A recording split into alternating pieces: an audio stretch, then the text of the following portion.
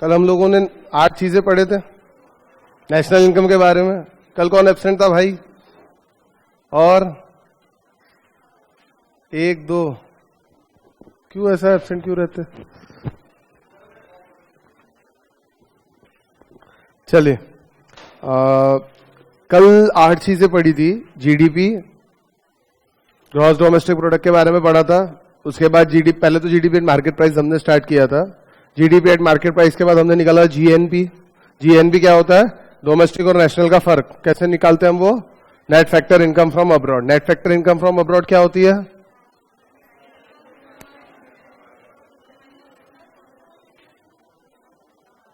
क्या? हाँ, लेकिन एनएफआई क्या होता है? वो उसका फुल फॉर्म है। मतलब क्या होता है?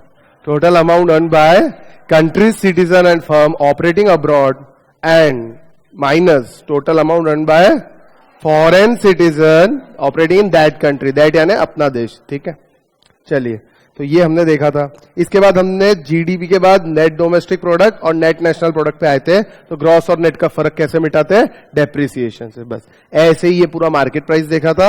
ऐसे ही सेम हमको निकालना है फैक्टर कॉस्ट। फैक्टर कॉस्ट और मार्केट प्राइस में सिर्फ फर्क है इनडायरेक्ट टैक्सेस का। वो भी कौन से? Net indirect taxes. That is indirect taxes minus subsidies if any. अगर कोई सब्सिडी है तो माइनस करो, नहीं है तो कोई बात नहीं। जनरली सब्सिडी नहीं दी जाती है, जनरली, बट इन केस अगर एक आध केस में रह गई, एग्जाम में क्वेश्चन आ गया, तो आप लोगों को देखना पड़ेगा। क्लियर है? चलिए, उसके बाद फिर हम लोग रुक गए थे यहां पे, ये पूरा पर्सनल डिस्पोजेबल इनकम वगैरह पढ़ के। अब हम बात करेंगे दोस्तों measurement of national income in India. हमारे इंडिया में जो नेशनल इनकम का मेजरमेंट है वो कैसे होता है, किस तरीके से? तो भैया 3 मेथड्स हैं for measuring the national income. There are 3 methods. Number 1, अच्छा पहले उसके पहले कुछ बात कर लेते हैं। Circular flow of income. Income flow कैसे होती है? ठीक है, सबसे पहले तो गुड्स का प्रोडक्शन होगा, production of goods and services. कुछ गुड्स बनेंगे, फिर क्या होगा? गुड्स बनाने के लिए आपको क्या करना पड़ेगा? लेबर लगाना पड़ेगा, जगह लेनी पड़ेगी, मटेरियल खरीदना पड़ेगा, और क्या कहते हैं, कैपिटल बोरो करना पड़ेगा। ये सब चीजें आप फैक्ट्री लगाओगे तब गुड्स प्रोड्यूस होंगे। और जब भी गुड्स प्रोडक्शन होने के बाद आपको ये फैक्टर पेमेंट्स करने पड़ेंगे। ये फैक्टर पेमेंट्स जो आप कर रहे हो, ये बाकी जो आपके यहाँ लोग काम कर रहे हैं, ये उनकी इनकम है।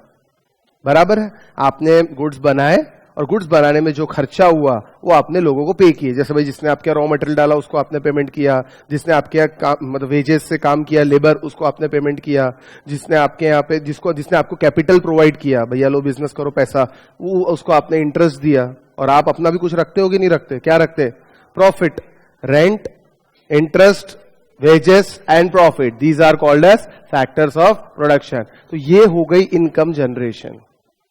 और फिर इसी इनकम को क्या करते हैं? आइदर कंजम्पशन और सेविंग। थोड़ी देर के लिए सेविंग को साइड रख दो कि मैं कुछ भी सेव नहीं करता हूं, थोड़ी देर के लिए पूरा के पूरा हम खर्चा कर देते हैं। बराबर है? तो ये हो गया डिस्पोजिशन ऑफ इनकम। और काय में खर्चा करते हैं ये इनकम? हम वही चीजें खरीदते हैं जो ये लोग बना रहे हैं। यस और नो? जो भी गुड्स और सर्विस पूरे इकोनॉमी में प्रोड्यूस हो रही वही तो बिकेंगी ना, वो बिक रही। और ऐसे चलता है सर्कुलर फ्लो ऑफ इनकम। तो ये 3 चीज से दोस्तों 3 मेथड निकल के आती है। वो 3 मेथड है। पहली तो अपनी ये डोमेस्टिक वाली method, production of goods and services, ये मेथड है। दूसरी 2 मेथड है, एक इनकम मेथड, एक एक्सपेंडिचर मेथड। 2 मेथड और है। ठीक है, क्या बोलती है देखेंगे हम लोग। पहले तो अपनी सिंपल एक बार इसके अंदर ये जो लिखा है डायग्राम, इसका एक्सप्लेनेशन एक बार पढ़ लेते हैं। एक्सप्लेनेशन का मतलब है, in production phase the firm produces goods and services with the help of factor services. In income or distribution phase, the flow of factor income in the form of rent, wages, interest and profit from firms to household occurs. In the expenditure or disposition phase, the income received by these factors of production is spent on consumption of goods and services and investment goods. देखो investment भी ले लिया। Investment goods क्या होता है? आप FD खरीद रहे हो, एफडी परचेज कर सकते हैं, डिबेंचर कर सकते हैं, शेयर्स खरीद सकते हैं, म्यूचुअल फंड कर सकते हैं, कहीं भी आप लोग चाहो तो इन्वेस्टमेंट कर सकते हैं। बराबर है? इसके बाद the expenditure leads to further production of goods and services and sustains the circular flow. बराबर है? Because of these processes of production distribution and disposition. Production यानी गुड्स का प्रोडक्शन होना, डिस्ट्रीब्यूशन यानी फैक्टर इनकम का डिस्ट्रीब्यूट होना। कहां से? बिजनेसमैन, प्रोडक्शन करने वाले से, जो उसके यहां पे काम कर रहे हैं वो लोगों को फैक्ट वो देगा ना, बांटेगा कि नहीं बांटेगा? बांटेगा ना, तो वो बांट दिया। उसके बाद तीसरा रहेगा वो लोग खर्चा करेंगे। And disposition keep going on continuously and we are able to look at the national income from 3 different angles। और बिंगो एंगल्स आते ना, 3 डिफरेंट एंगल से देखते, ऐसे ऐसे ऐसे, तो ऐसे नेशनल इनकम को 3 एंगल से देख सकते हैं। आंसर सेम आएगा, मतलब आना चाहिए बट आता नहीं है, ये पक्की बात है। नेशनल इनकम तीनों मेथड से लगाएंगे, आंसर सेम नहीं आएगा, ये पक्की बात है। इसके रीजंस भी है वाई आंसर सेम नहीं आएगा, ठीक है, वो हम लोग देखेंगे क्या रीजंस है, लिखा है सब। As the flow of production और वैल्यू एडेड। अच्छा, ग्रॉस डोमेस्टिक प्रोडक्ट जो हम निकालते हैं वैल्यू एडेड, ये इससे प्रोडक्शन से, ये हम वैल्यू एडेड पकड़ते हैं, पता है ना आपको। कल वैल्यू एडेड क्यों पकड़ते हैं? क्योंकि कहीं डबल काउंटिंग नहीं हो जाए, ठीक है।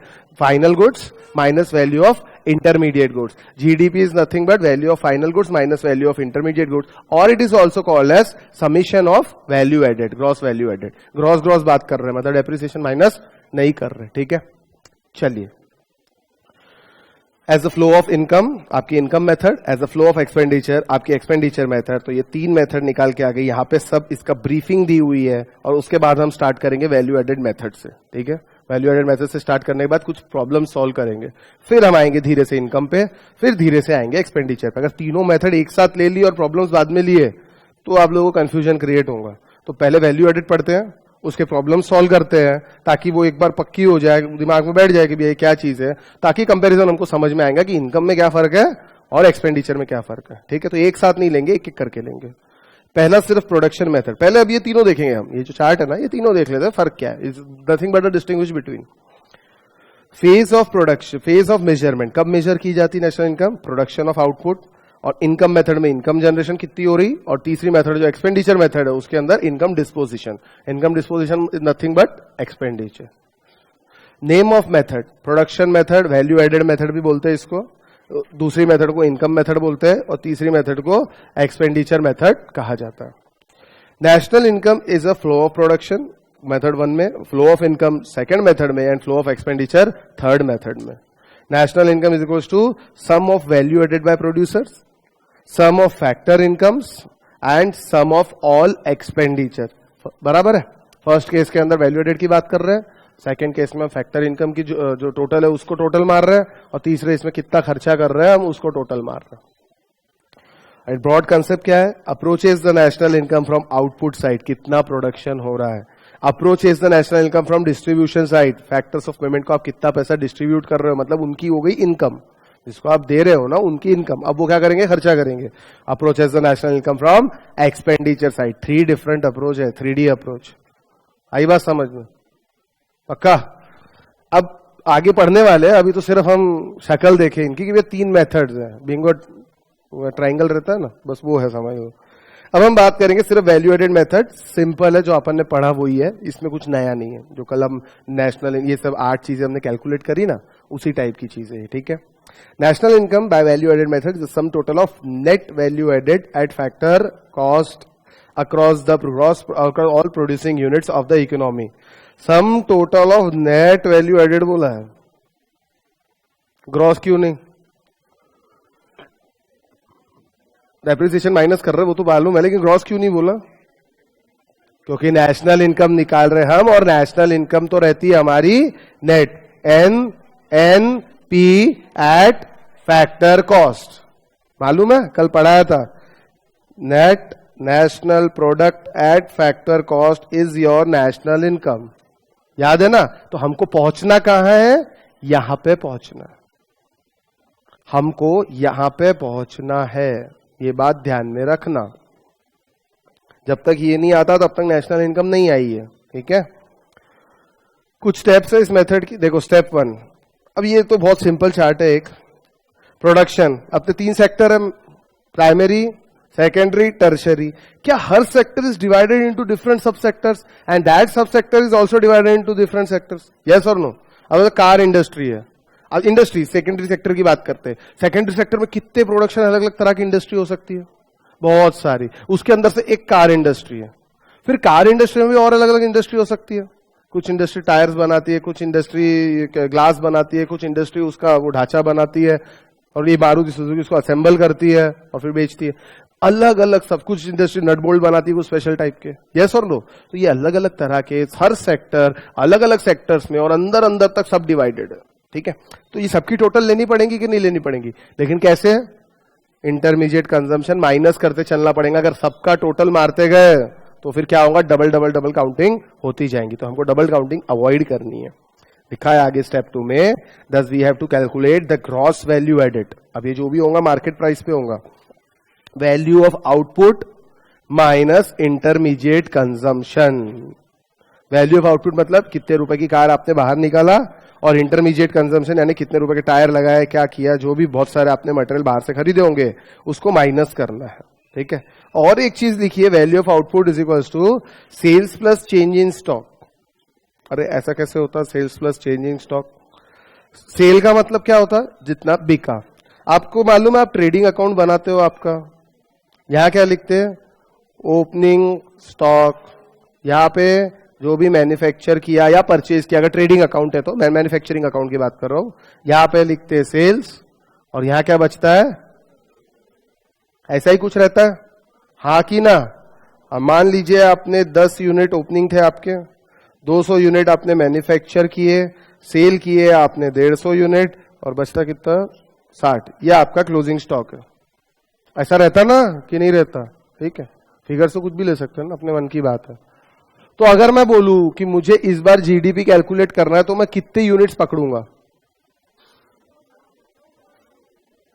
200 क्यों? ठीक है, तो सीधा मैन्युफैक्चर भी तो देख सकता हूं ना, वो भी वही आएगा, हाँ कि ना? नहीं आता? पक्का? अरे आता है ना। अच्छा, जीडीपी मतलब क्या है? अभी तो यहाँ पे जीडीपी नेशनल है, the value of goods and services produced with in domestic territory of the country in an accounting year. ये साल भर का मेरा ट्रेडिंग अकाउंट है, ये साल में मैंने मैन्युफैक्चरिंग की इतना किया। मैंने तो बोला था स्टॉक लेना ही नहीं है, स्टॉक तो कुछ पिछले साल का रहता है, स्टॉक वाले का मैटर पढ़ो ही मत आप। तो सिर्फ सीधा सीधा बताओ मैन्युफैक्चर कितना हुआ, 200, ठीक है, तो 200 पकड़ना है। लेकिन हमेशा ये 200 दिया नहीं रहेगा, तो ये 200 निकालने का एक और तरीका है। दूसरा तरीका है sales plus changing stock. Sale कितना किया, 150, चेंज इन स्टॉक मतलब opening sorry closing minus opening, कितना हुआ, 150 प्लस 50, आंसर कितना आएगा, 200। बात एक ही है, ऐसे खाओ या ऐसे खाओ, बात एक ही है, आंसर वही आएगा, मतलब भी वही हुआ। आई बात समझ में? ऐसे निकालो तो भी मैन्युफैक्चरिंग हुआ, डायरेक्ट फिगर दिया है तो भी मैन्युफैक्चरिंग हुआ। अब होता क्या है, एग्जाम में कभी भी डायरेक्ट मैन्युफैक्चरिंग का फिगर वो लोग देते नहीं, कभी नहीं देते। हाँ, क्या बोल रहे हैं? कॉस्ट ऑफ गुड्स सोल्ड नहीं, कितने रुपए में बिका। आप वो सोच रहे प्रॉफिट आएगा सर, वो प्रॉफिट कहां गया, वो सब बताता हूं ना, 2 मिनट तो रुको सर। ट्रेडिंग अकाउंट में ग्रॉस प्रॉफिट भी तो रहता है, यही कहना चाह रहे हैं ना आप? हाँ, 2 मिनट रुको ना। तो अरे आएगा ना, अभी बताता हूं ना, रुकते नहीं, ठीक है। पहले तो ये तो समझ लो आप, ये सेल्स का फिगर अलग रहेगा। ये आपकी बात सही है, ये सेल का फिगर सर, इसके अंदर तो प्रॉफिट इंक्लूडेड है। प्रॉफिट एलिमेंट तो आपने यहाँ कहीं दिखाया ही नहीं सर, ग्रॉस प्रॉफिट नहीं दिख रहा। हाँ तो रुको, सही आते ना अपन उस पर भी, ठीक है। पहले अभी हम सिर्फ क्या कैलकुलेट कर रहे हैं, कितने रुपए का प्रोडक्शन हुआ है, ग्रॉस वैल्यू एडेड, ठीक है। अब हमने इस पे क्या लिया, वैल्यू ऑफ आउटपुट। ये वैल्यू ऑफ आउटपुट जो हम पकड़ रहे हैं ना, इसको मार्केट वैल्यू पे पकड़ना है, चीज समझ लो। वैल्यू ऑफ आउटपुट को हमको मार्केट वैल्यू पे पकड़ना है, बराबर है। ये ट्रेडिंग अकाउंट मैंने जो बनाया सिर्फ एक एग्जांपल देने के लिए बनाया आपको। ये जो गुड, आपको एक चीज अकाउंट्स में पड़ी होंगी, closing stock should be recorded at cost और NRV whichever is lower. तो ये आपके अकाउंट्स का कंसेप्ट है, आपके अकाउंटिंग स्टैंडर्ड्स ये चीज बोलते हैं। तो थोड़ी देर के लिए अकाउंट्स को साइड रख दो, थोड़ी देर के लिए हम क्या कर रहे हैं, नेशनल इनकम कैलकुलेशन कर रहे हैं, इकोनॉमिक्स पढ़ रहे हैं, थोड़ा सी देर के लिए उसको साइड रख दो। हमको क्या बोला है जीडीपी में, market value of goods and services, the value of goods and service, क्योंकि जीडीपी हम अब यहां जो निकाल रहे हैं मार्केट प्राइस पे निकाल रहे हैं, इसीलिए market value of goods and services.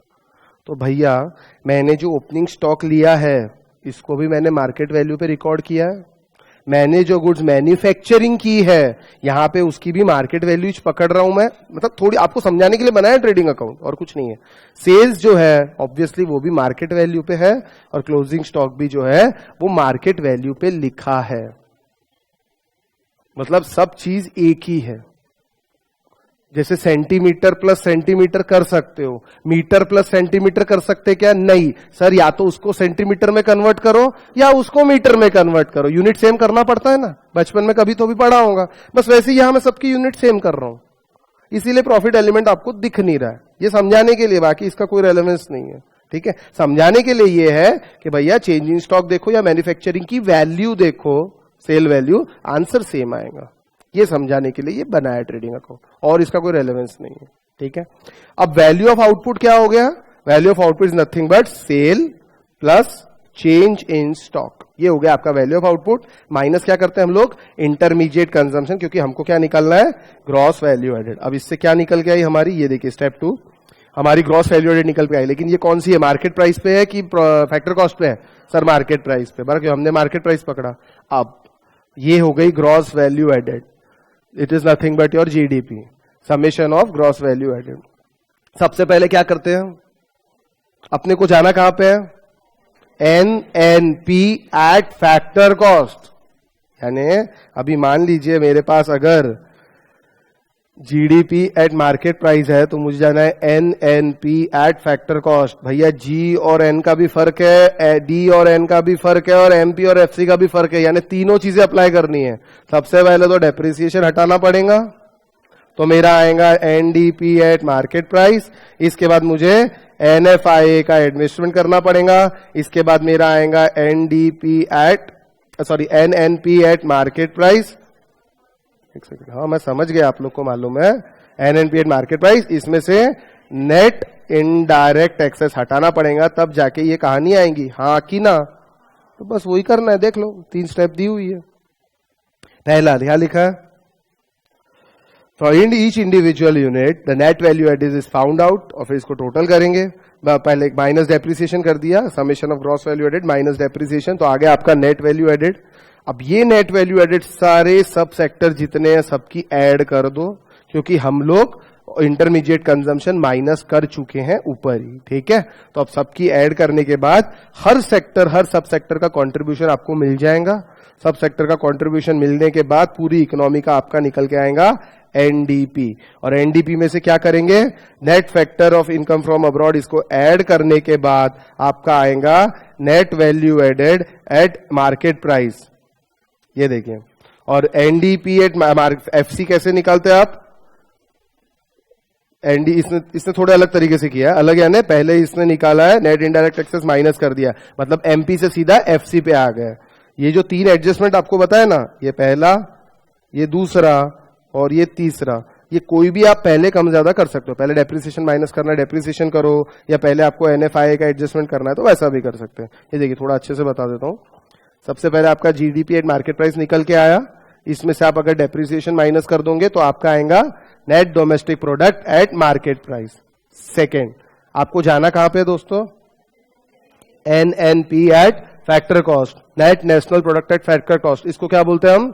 National income, it is known as national income. अब एनडीपी आ गया मेरे पास, एनडीपी एट मार्केट प्राइस। अब या तो पहले इनडायरेक्ट टैक्सेस माइनस कर दूं, मेरी मर्जी, कुछ भी कर सकते हैं। पहले इनडायरेक्ट टैक्सेस हटा दो, कौन से? Net indirect taxes. क्या मिलेगा आपको? एनडीपी एट फैक्टर कॉस्ट मिलेगा। अभी भी फर्क है, हाँ फर्क है, डी और एन का फर्क है, कोई बात नहीं। NNP at factor cost is equals to NDP at factor cost plus net factor income from abroad, बराबर है। ये कल बताया था, कौन सा फर्क मिटा रहे हैं अपन? डोमेस्टिक और नेशनल का फर्क मिटा रहे हैं। क्लियर है? हा कि ना? कल जो लोग एब्सेंट थे उनको शायद डाउट रहे, तो क्लास के बाद आके एक बार समझ लेना, ठीक है। तो इस तरीके से आपका निकल के आएगा, इस मेथड से, ये जो मेथड है इससे निकल के आएंगी आपकी नेशनल इनकम। ये मेथड वही मेथड है जो अपन ने कल पढ़ा था, पहले जीडीपी निकाल रहे हैं उसके बाद उसके आगे की कहानी कर रहे हैं, बाकी कुछ भी नहीं। फर्क है तो इनकम मेथड और एक्सपेंडिचर मेथड में फर्क, ठीक है। कैसे करते हो हम लोग देखेंगे। इससे पहले इस मेथड के अंदर कुछ रूल्स है, मतलब आपको वो ध्यान में रखना है। 3 चीज लिखी हुई है। While applying these method, that is production method, care must be taken to include following item also.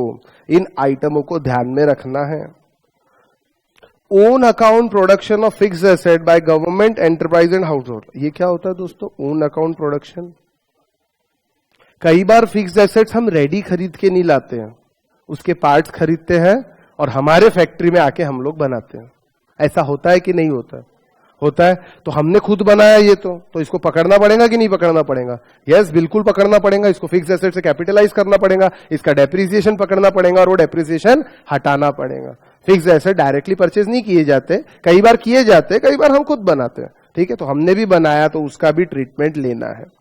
Second, आपको बताया था सेल्फ कंजम्पशन के लिए अगर आप कुछ बना रहे हो, मतलब बहुत सारी चीज बनाई और आप सेल्फ कंज्यूम कर लिए, उसको खुद घर पे लेके चले गए, तो उसको भी अपने को पकड़ना है। कल बताया था ये चीज, वो भी सेकेंड वही लिखा है।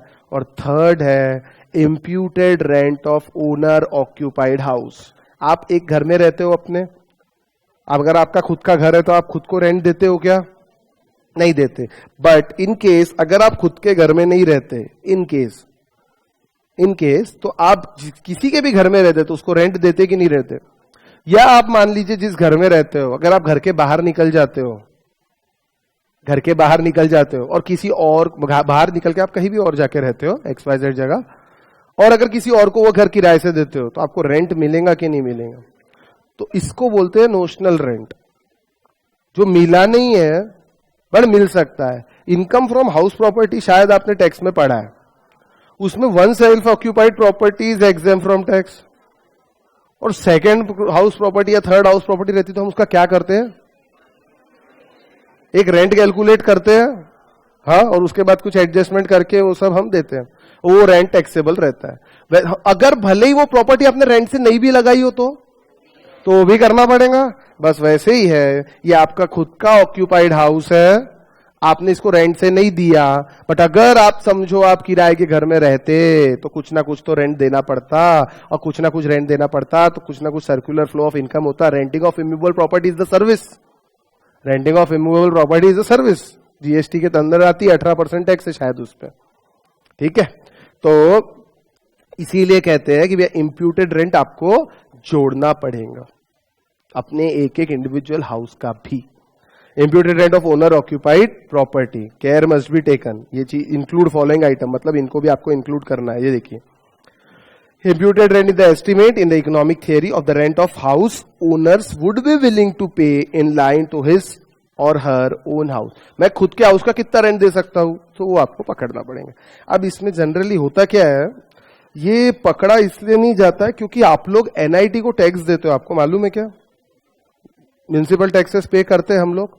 मेरी म्यूनिसिपल टैक्सेस की रिसिप्ट देखिए या वो बिल देखा, उसमें सबसे पहले लिखा था ग्राउंड रेंट, फिर आगे वाटर टैक्स, ये सब लिख के। वो ग्राउंड रेंट का मतलब क्या है? ये जो, हाँ वो हिंदी में होता है, ये जो जमीन पे आप रह रहे हो ना, जिस जो जगह आपको एनआईटी ने लीज पे दी है, उसका रेंट वो आपसे ऑलरेडी वसूल कर रही है, बराबर है। तो ऑलरेडी वो एनआईटी की इनकम में तो आ गया, सर्विस के अंदर आ गया, उसमें जीएसटी भी लगता है, तो कैलकुलेट हो जाता है। इसीलिए जनरली जो प्रॉब्लम्स आते हैं ना, मतलब जो प्रॉब्लम्स यानी जो हम सॉल्व करते हैं, इसमें इसका कोई रेलेवेंस नहीं रहता है। बट एक चीज समझ लेना, ये कैलकुलेट करना पड़ता है। अच्छा, कुछ प्रॉपर्टी रहती है जो फ्री होल्ड लैंड और लीज होल्ड लैंड के बारे में सुना होगा। अब फ्री होल्ड लैंड में क्या होता है? फ्री होल्ड लैंड में तो एनआईटी का कुछ लीज नहीं रहती, एनआईटी का रेंट नहीं रहता, तो फ्री होल्ड लैंड के केस में आपका ये इंप्यूटेड रेंट फंडा काम करता है, मतलब आपको अपना इंप्यूटेड रेंट जोड़ना पड़ेगा। अब सर ऐसा कौन दिखा रहा, सोचो ना, नेशनल इनकम में कहां आता सर? ये नहीं आता तो, लेकिन कुछ चीजें प्रैक्टिकल नहीं रहती लेकिन थ्योरेटिकल रहती है। आई बात समझ, इसमें तो नेशनल इनकम बराबर कैलकुलेट नहीं कर सकते। समझ आया ये पार्ट? थोड़ा बहुत जो बचा है वो आपका इसमें ठीक हो जाएगा, इसमें मतलब प्रॉब्लम्स देखेंगे हम लोग, ठीक है। आप अपनी बुक निकालो, बुक है ना सबके पास? पेज नंबर 1.16 कुछ इलुस्ट्रेशन सॉल्व करते हैं। क्वेश्चन नंबर 1 सॉल्व करना स्टार्ट करो, यहीं पे करो, और कागज पे, हाँ कागज खराब करो, 20 पैसे का कागज खराब करो और सॉल्व करो। पेज नंबर 1.16 पे शायद पहला क्वेश्चन।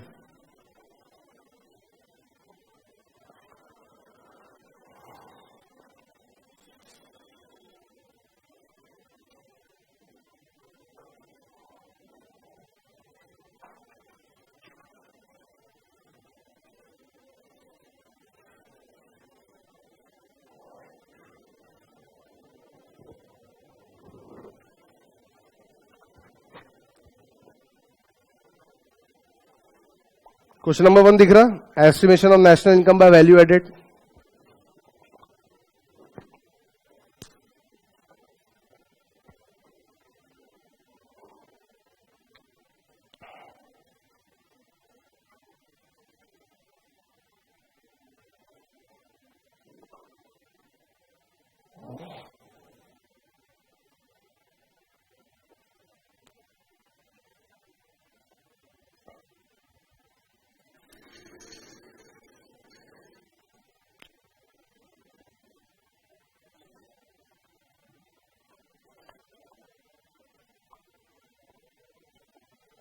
क्वेश्चन नंबर 1 क्या है? क्वेश्चन में कुछ ट्रांजैक्शन दिए हैं, industry A B C, industry A है, बी है और सी है, ठीक है। कुछ गुड्स बेच रही है और खरीदना, selling price, cost, value added. क्या कर रहा है? Industry a sales would to be for ₹60। A के लिए सेलिंग प्राइस क्या हुआ? 60 रुपीज। ए के लिए कॉस्ट क्या है? कुछ दिए हमको? नहीं दिए, तो उसको 0 पकड़ लेते हैं, ठीक है। लकड़ा काट के ही बेचा ना, और क्या, उसकी कॉस्ट क्या लगने वाली है। वैल्यू एडिशन कितना हुआ? कुछ दिया नहीं इसलिए 0 लिया। Value addition 60 for industry A. B ने कितने में घर बेचा, उसको लिखा है b which sale manufacture of chair sale chairs to industry c for ₹90। Manufacturing करता है, 90 रुपए में बेच देता है। बी की कॉस्टिंग कितनी है? बी ने 60 में खरीदा ना, तो नेट वैल्यू एडेड कितना हुआ? 30 रुपीज का। अब सी ने क्या किया? C which is a dealer in furniture sells the chairs to consumer for ₹100। 100 रुपए में बेच दिया। कॉस्ट कितने में पड़ी इसको? 90 रुपए में पड़ी। वैल्यू एडिशन कितना हुआ? 10 रुपए। कितना हो गया ये? 100 रुपए। अब मैं क्या पकड़ू? ये पकड़ू क्या? 250 पकड़ना चाहिए कि 100 पकड़ना चाहिए? It is the net value added. ये इतने रुपए की चीज मैन्युफैक्चर और अल्टीमेटली कस्टमर को कितने में मिली? कस्टमर का सेलिंग प्राइस भी 100 ही आया ना, हाँ कि ना? तो again value of goods and services produce with in the domestic territory of the country. अगर मैं ये रास्ते से निकालू ऐसे ऐसे ऐसे तो भी आंसर 100 आएगा, या डायरेक्ट कस्टमर को बेचू तो भी 100 आएगा। बस गड़बड़ ये नहीं करनी है कि इनकी टोटल नहीं मारनी है। ये सेक्टर के 60, ये सेक्टर के 90, ये सेक्टर के 100, चलो तीनों सेक्टर के जोड़ लो। ऐसा नहीं करना है, क्योंकि ये सेक्टर के फिगर में ये इंक्लूडेड है, ये सेक्टर के फिगर में ये और ये इंक्लूडेड है, तो बार बार नहीं लेना है। डबल काउंटिंग नहीं होनी चाहिए। समझ आया? ये छोटा सा कंसेप्ट है। अरे हाँ कि ना? बोलते क्यों नहीं आप? नींद आ रही क्या? हाँ नींद आ रही है? हाँ। रात को कितने बजे सोते बेटा? तो क्यों सोते 12 बजे? सो जाओ ना 10 बजे। नींद नहीं आती 10 बजे? आती होंगी ना, नींद तो आती होंगी। सुबह आप आ रहे इतनी जल्दी उठ के। चलिए आगे चले। सेकंड क्वेश्चन सब मैं ही कर रहा हूं, क्या आप कुछ करोगे?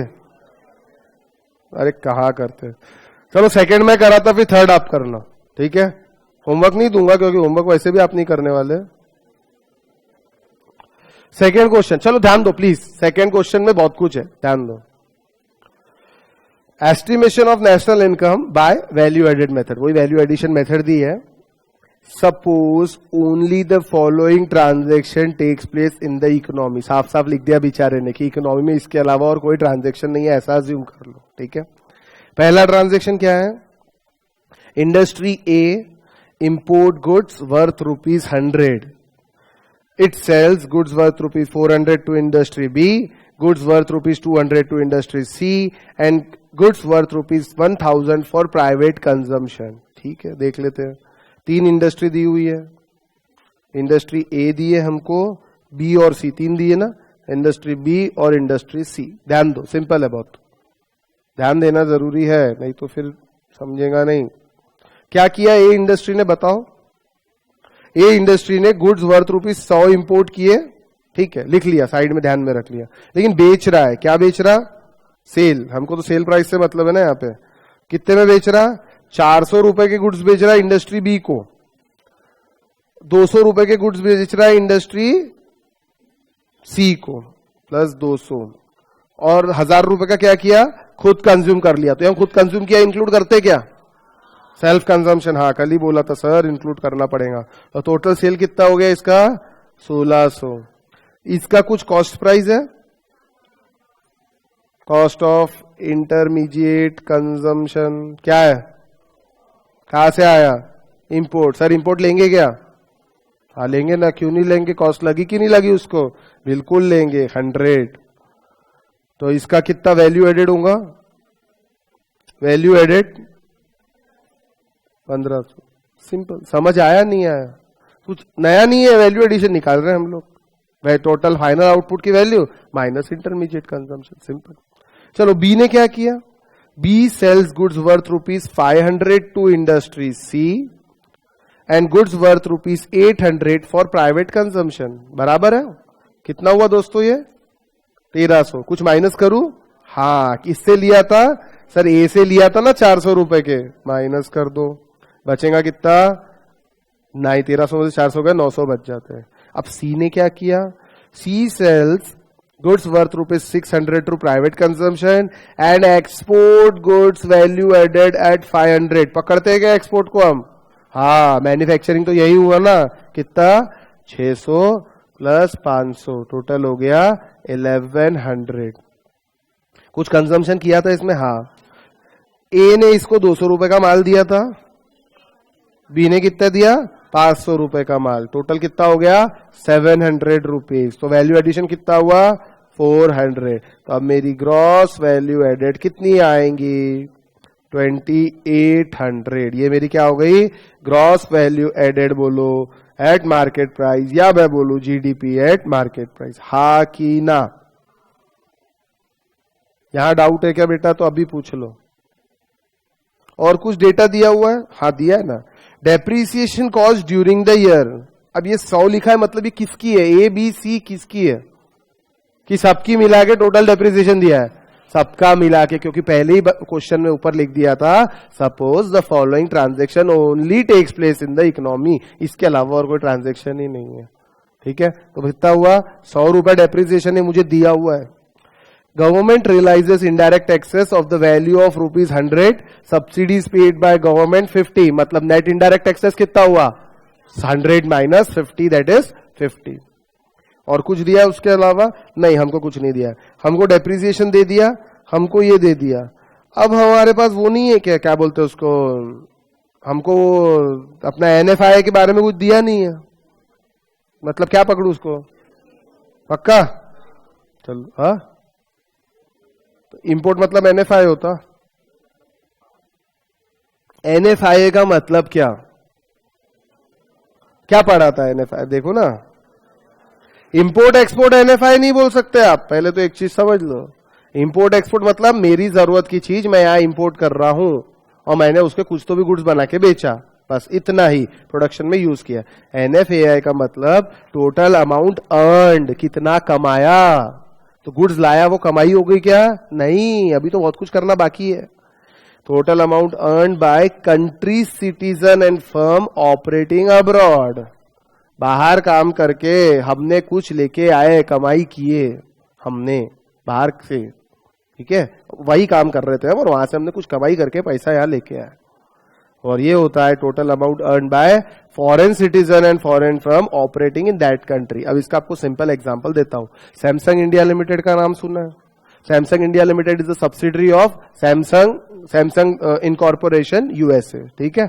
अब अगर सैमसंग इंडिया लिमिटेड यहां 10,000 करोड़ रुपए प्रॉफिट कमाती है, तो क्या ये सब्सिडरी कंपनी अपनी होल्डिंग कंपनी को 8,000 करोड़ का प्रॉफिट ट्रांसफर कर सकती है? इसमें कोई रोकेगा उनको? इंटर ट्रांजेक्शन में कोई प्रॉब्लम है? सब्सिडरी होल्डिंग को ट्रांसफर कर सकती है। होल्डिंग कंपनी कहां की इनकॉर्पोरेशन है और सब्सिडरी का कहां इनकॉर्पोरेशन है? Amount earn by foreign firm operating in India, ये लेकर चले गए वो लोग। तो हम भी कुछ होशियार होंगे। विप्रो, इन्फोसिस यहां भी ऑपरेट करती है, अवर कंट्री की कंपनी है और यूएसए से रेवेन्यू लाती है। तो वहां अगर उन्होंने कोई कंपनी बनाई होगी Wipro incorporation for example, New York stock exchange में लिस्ट भी कराया होगा और वो वहां कुछ रेवेन्यू करा के यहाँ होल्डिंग कंपनी को ट्रांसफर करते, तो कोई प्रॉब्लम है क्या? नहीं, कोई प्रॉब्लम नहीं है। तो इसकी बात कर रहे हैं एनएफआई। ऐसा कुछ दिया है क्वेश्चन में? नहीं, ऐसा कुछ दिख तो नहीं रहा भैया, ठीक है, कोई बात नहीं, नहीं दिख रहा तो कोई बात नहीं, दिया रहेगा तो देखेंगे। अभी क्या हुआ? 2800 रुपए क्या आया दोस्तों आपका? Gross value added at market price, that is I can call it GDP. इसी को मैं जीएनपी भी बोल सकता हूं क्या? क्यों सर? इसके अंदर हम क्या करते? एनएफआई ऐड करते तो ये निकल के आता। तो जीडीपी 2800 प्लस ये 0, तो ये क्या निकल के आएगा? हा की ना? तो मेरे पास फिगर आ गया जीएनपी एट मार्केट प्राइस। कितना हो गया दोस्तों? ये 2800। अब क्या करूं? नेट इनडायरेक्ट टैक्सेस माइनस करते फैक्टर कॉस्ट पे आ जाएंगे। Net indirect taxes, what is net indirect taxes? 100 minus subsidies of ₹50, यानी कितना माइनस करूं? 50। तो ये 2750 जो निकल के आएगा, इसको मैं क्या बोलूंगा? GNP eight factor cost. अब मुझे कहां जाना है? NNP at factor cost. जाना है कि नहीं जाना है? हाँ जाना है। तो बोलो क्या करूं? Minus depreciation. फिगर दिया है कितना है? 100, डेप्रिसिएशन 100। तो एनएनपीएफसी क्या आ गया मेरा? 2650। ये क्या हुआ? हा कि ना? अब ये क्वेश्चन में और पूछा क्या क्या अपन ने, वो तो देखा ही नहीं। पहले अपने से पूछा है जीएनपी एट मार्केट प्राइस, निकाला क्या अपन ने? हाँ, ये निकाल लिया है जीएनपी एट मार्केट प्राइस। दूसरा अपने से पूछा है जीएनपी एट फैक्टर कॉस्ट, निकाला क्या? हाँ, ये भी निकाला sir, GNP eight factor cost. तीसरा पूछा है एनएनपी एट मार्केट प्राइस, निकाला क्या अपन ने? नहीं निकाला। और चौथा पूछा है एनएनपी एट फैक्टर कॉस्ट, वो निकाला है? हाँ, एनएनपी एट फैक्टर कॉस्ट निकाला है। अब मुझे क्या निकालना है? एनएनपी एट मार्केट प्राइस, ये मेरा बचा है। बोलो, फैक्टर कॉस्ट से मार्केट प्राइस की तरफ बढ़ना है। नेट इनडायरेक्ट टैक्सेस ऐड करूं कि लेस करूं? Plus net indirect taxes. कितना है भैया आपका इनडायरेक्ट टैक्सेस? नेट 50। तो ये आंसर क्या आ जाएगा? 2700। ये पहली चीज, ये दूसरी चीज, ये चौथी चीज और ये तीसरी चीज है जो आप लोगों को पूछी हुई है और अपन ने ये निकाल लिया। हाँ कि ना? ठीक है। अब ये जो निकाला है ना एग्जाम में, इसको डब्बे में बना देना। ऐसा एग्जामिनर को दिखना चाहिए कि भैया जो हमने पूछा है वो हम निकाल के दे रहे हैं। 4 मार्क के लिए आएगा, चारों चीज सही निकालोगे, 1-1 मार्क सब पे मिल जाएंगे। और नहीं निकालोगे तो गड़बड़। और उसको तकलीफ नहीं देना, ढूंढने के लिए उसको तकलीफ नहीं देना, अपन ने डब्बा बना देना, ये लो आंसर।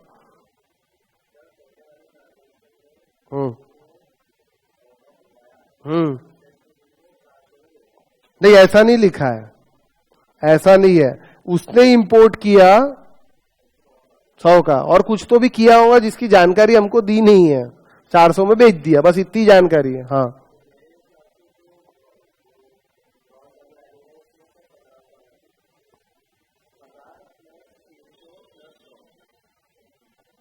हाँ, तो वही निकाला ना बेटा, 1500 ही तो निकाला। क्यों होना चाहिए बेटा 1400?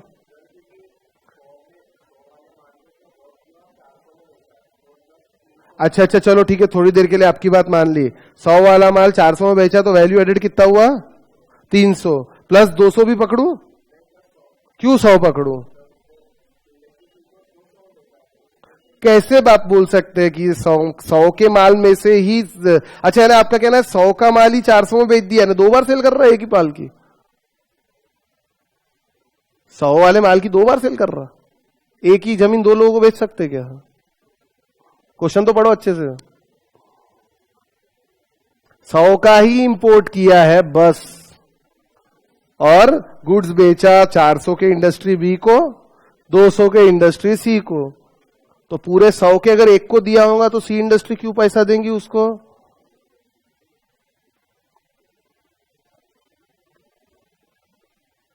आपको ऐसा लग रहा 100 के 2 बार लिया और उसको इतने में दिया, उसको ऐसा नहीं है। क्वेश्चन तो पढ़ो यार। इंटरप्रिटेशन स्किल, 3 चीज बोलते हैं ना शर्मा सर, उसमें से दूसरा यही है।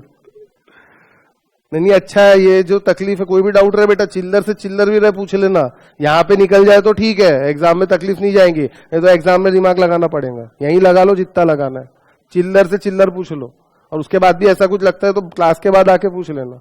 डाउट पूछने के लिए मैं कभी मना नहीं करता और ना कभी गुस्सा करता। ये जो लोग पढ़े हैं मेरे से उनको मालूम है मैंने कितने डाउट्स क्लियर किए। कभी भी पूछ लेना बिंदास, जो नहीं पढ़े उनके लिए बता रहा हूं, ठीक है? समझा क्या ये क्वेश्चन? ये बताओ पहले, पक्का? नहीं समझा ना? हाँ, नहीं समझा ऐसा कर देना। चल आगे चले। तब एक काम करते क्या, थर्ड वाला सॉल्व कर लेते क्या मेरे लिए? कर लिए क्या? हाँ नहीं, वो एक साथ नहीं, बाकी करो ना, करो प्लीज, यही पे करो, घर पे कुछ नहीं होता। क्वेश्चन नंबर 3 सॉल्व कीजिए। क्वेश्चन नंबर 3 सॉल्व करो। अच्छा, जो फिगर नहीं दिया है ना, अपने मन से दिमाग नहीं लगाना, नहीं दिया है तो 0 मान के आगे बढ़ जाने का, ठीक है? सॉल्व करो थर्ड वाला क्वेश्चन। आंसर नहीं देखना, जो आंसर देखेगा उसको पाप लगेगा, ठीक है? आंसर नहीं देखना, मैं देखूंगा चलेगा।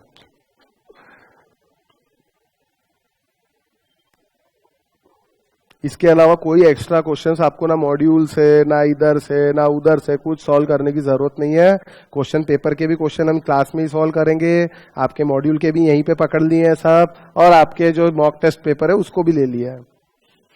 आपको कुछ घर पे एक्स्ट्रा रजिस्टर निकालो ना यार। मैंने बोला ना 20 पैसे का पेज खराब करो अपना, वो कर ही नहीं रहा, आपने ऐसे ही कर दिया। ऐसा नहीं होता, एग्जाम में भी ऐसे दिमाग में कर लोगे क्या फिर? हाँ सर हो गया, ऐसा नहीं है, ईमानदारी से करो।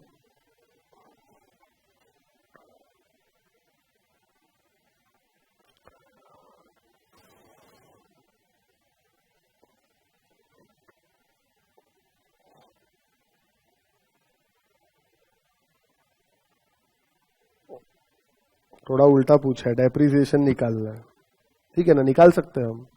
ग्रॉस प्रोडक्ट और नेट मिल जाए तो दोनों को माइनस कर दिए, डेप्रिसिएशन आ जाता, उसमें क्या है?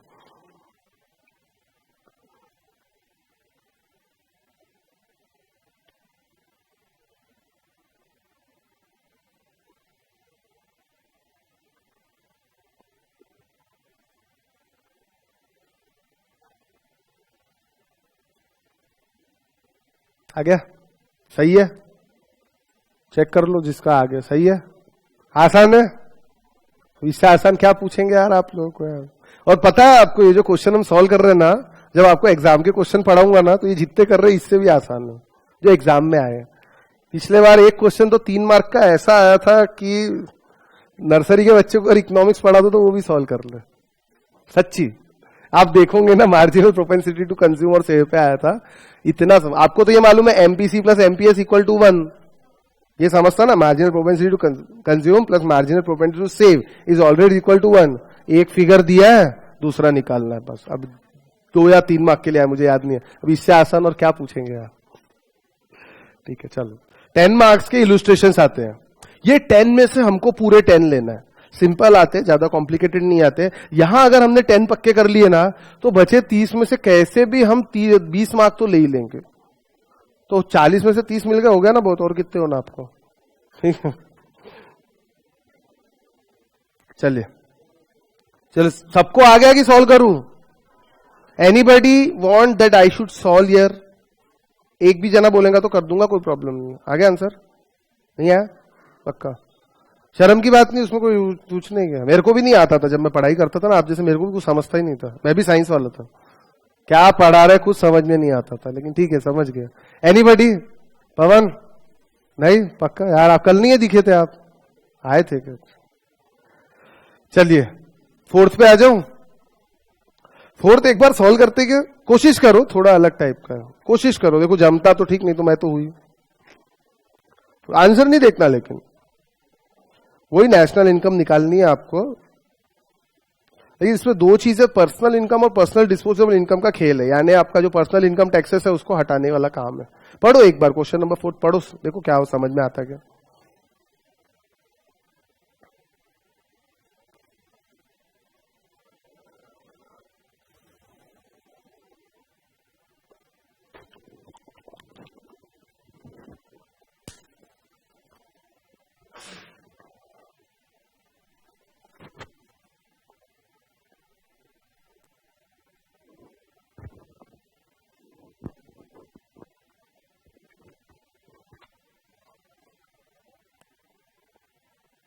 और कभी भी ये ध्यान रखना, क्वेश्चन में पूछा क्या है पहले वो देख लेना, नहीं तो पूछा कुछ है और अब निकाल कुछ रहा है, ऐसा भी नहीं होना चाहिए।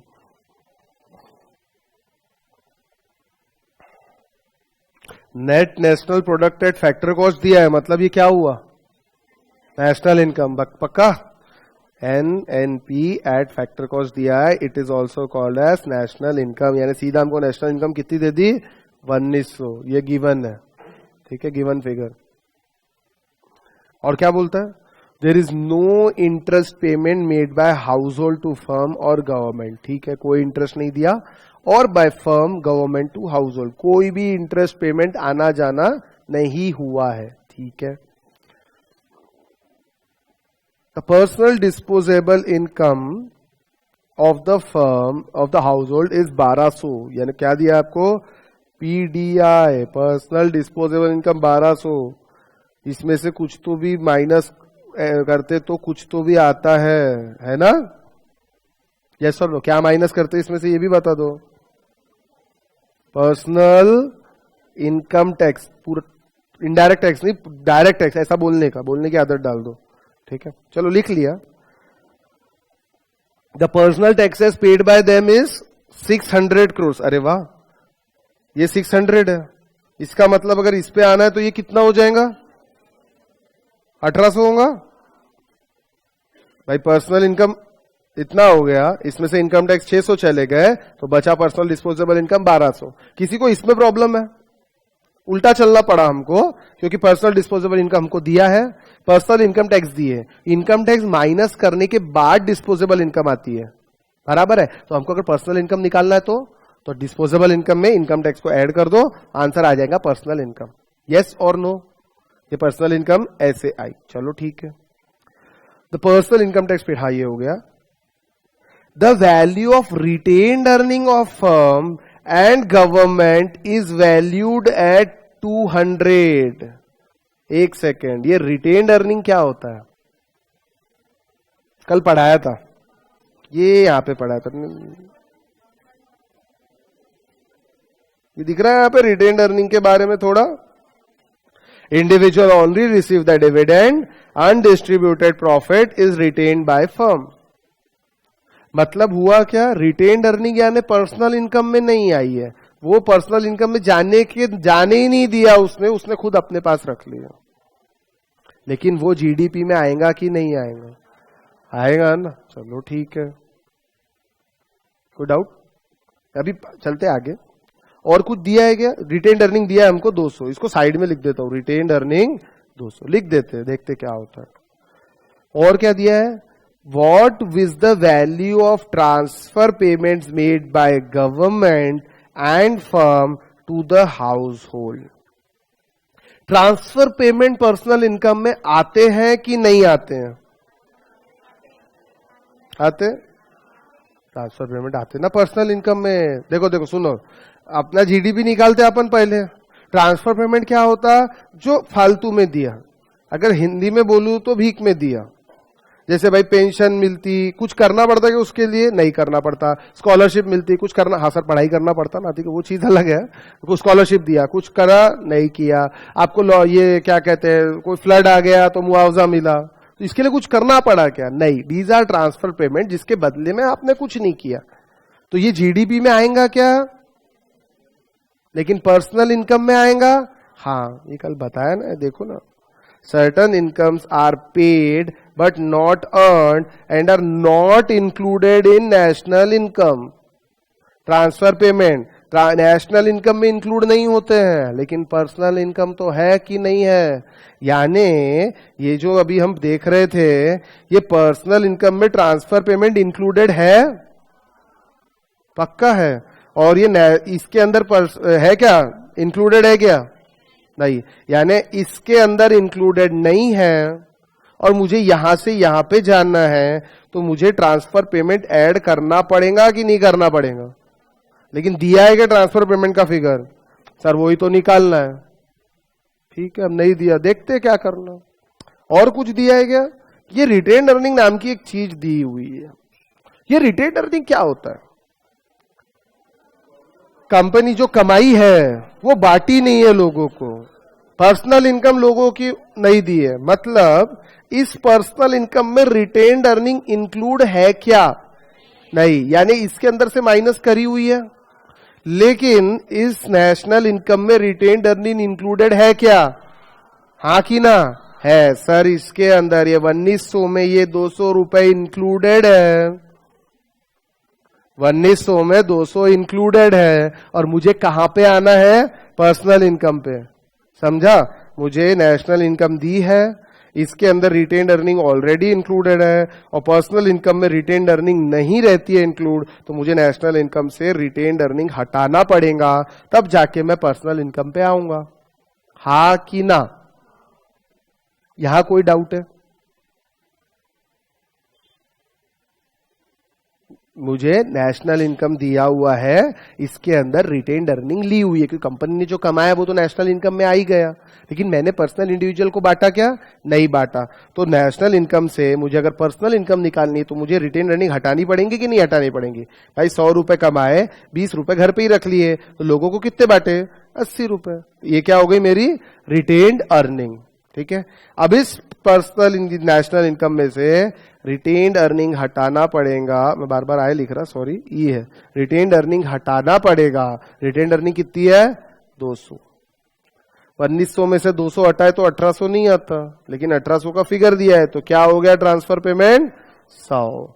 1900 प्लस ट्रांसफर पेमेंट 100 का 2000 माइनस रिटेन्ड अर्निंग 200, फिगर आया 1800।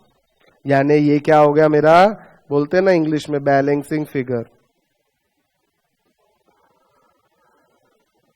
थोड़ा उल्टा था, थोड़ा सा उल्टा था, लेकिन कंसेप्ट अगर क्लियर हो तो ये आसान है। कंसेप्ट क्या है, सिंपल कंसेप्ट ये है, नेशनल इनकम में क्या रहता है, रिटेन्ड अर्निंग रहते हैं, ट्रांसफर पेमेंट नहीं रहता। पर्सनल इनकम में क्या रहता है, ट्रांसफर पेमेंट रहते हैं, रिटेन्ड अर्निंग नहीं रहता। कल ये जो पढ़ाया पूरा क्वेश्चन इसके ऊपर बेस्ड है, ये दिख रहा, ये और ये इस पे बेस्ड है पूरा क्वेश्चन। किसी को इस क्वेश्चन में डाउट हो तो प्लीज पूछ लो, एनीबडी, कोई भी तरह का डाउट।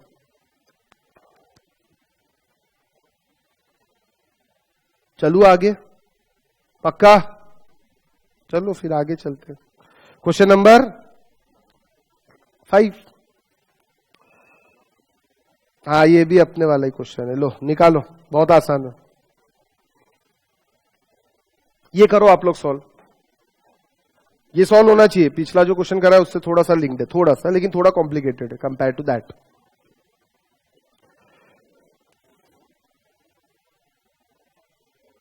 पांच मिनट है आपके पास। जब मैं सॉल्व करने का बोलता तो सीरियसली सॉल्व करो, एक बार अपने दिमाग को रब करके देखो।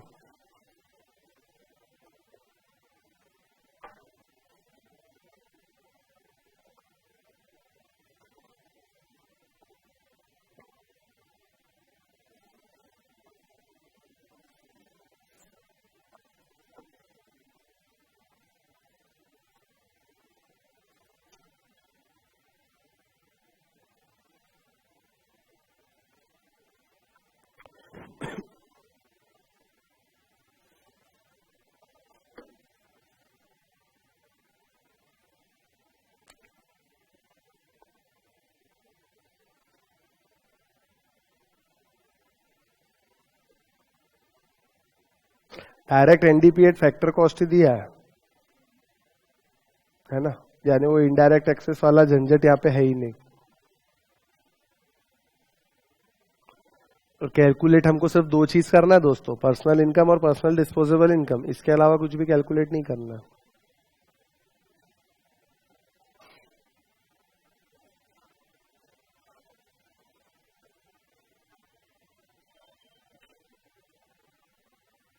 पर्सनल इनकम पे आने के लिए सबसे पहले नेशनल इनकम होना बहुत जरूरी है ना? तभी नेशनल से हम पर्सनल पे आएंगे, फिर पर्सनल से पर्सनल डिस्पोजेबल पे आएंगे। सबसे पहले नेशनल इनकम निकाल लो। What is your national income? NNP at factor cost. और आपको क्वेश्चन में क्या दिया है? NDP at factor cost. Domestic और नेशनल का फर्क कैसे मिटाते हैं आप? Net factor income from abroad, वो भी डायरेक्ट आपको क्वेश्चन में दे दिया है, यस और नो। तो सबसे पहला कैलकुलेशन क्या होगा? NDP at factor cost is equals to 8000, ये ना? हाँ।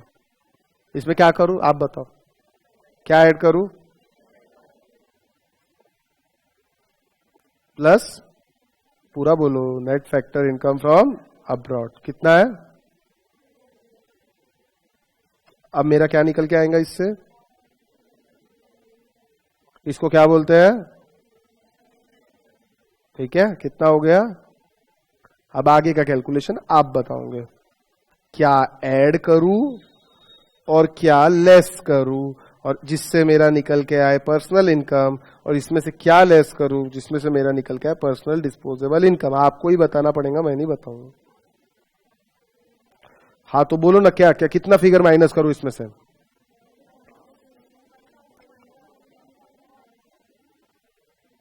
टोटल बताओ, ऐसे हवा में मत बोलो।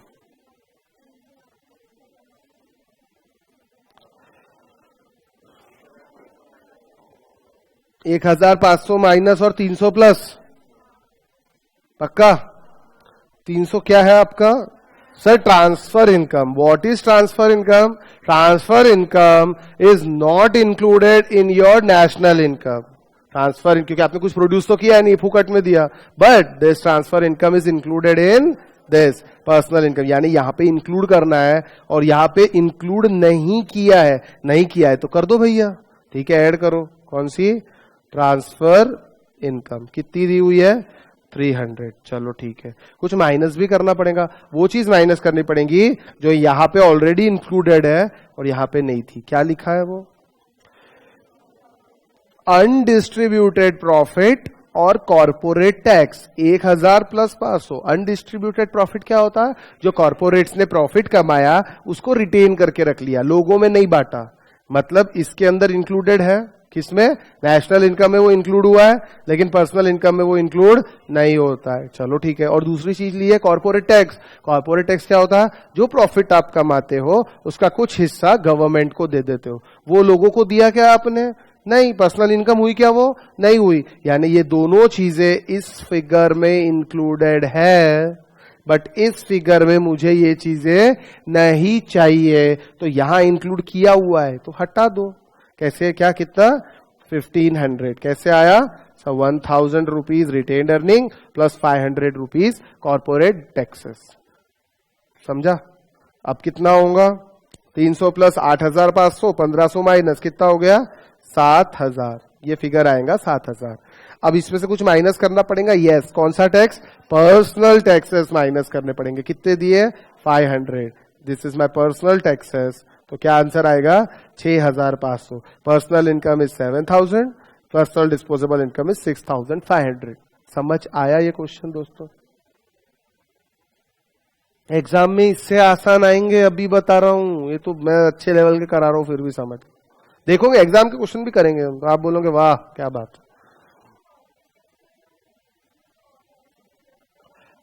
कॉर्पोरेट टैक्सेस कैसे डिडक्टेड रहेगा बेटा? आप बताओ कि कहां से डिडक्टेड रहेगा?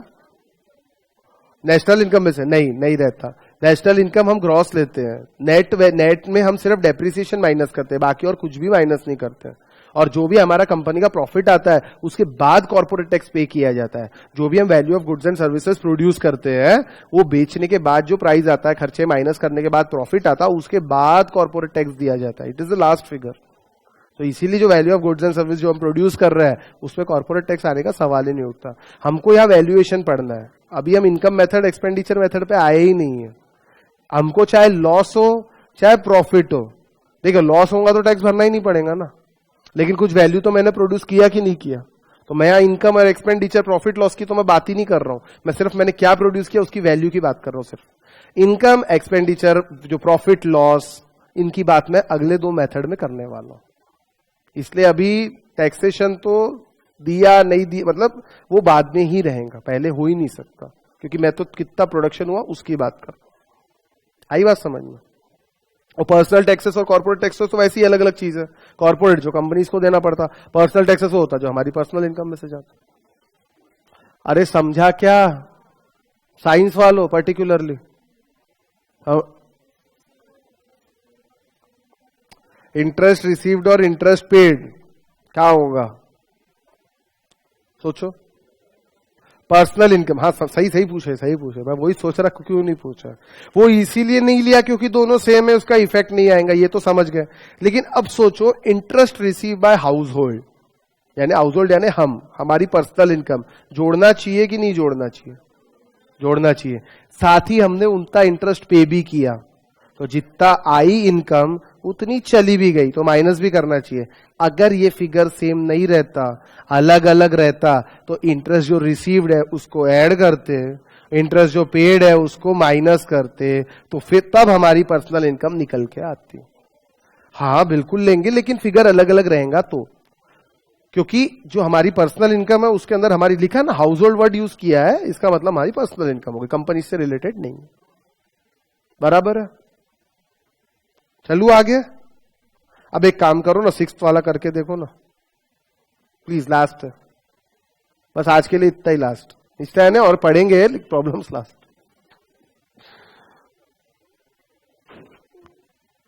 कितने लोग बाहर से हो यहाँ पे, मतलब बाहर से यानी हॉस्टल में रह रहे? बाप रे इतने सारे, तो घर जाने की जल्दी होंगी आप लोगों को। हाँ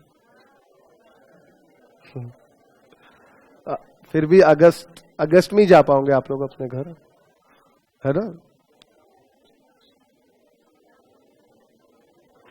करो सॉल्व कर, घर की याद आ गई, सॉल्व करो। एक बार सॉल्व तो करके देखो कैसा लग रहा, पता चलता है। करो ना बेटा, करो ना, सॉल्व करो ना, क्यों ऐसे कर रहे हो? सिंगल डे के बारे में दिया, वो एक दिन का हिसाब किताब पूछा है बस, और कुछ नहीं पूछा। आसान है।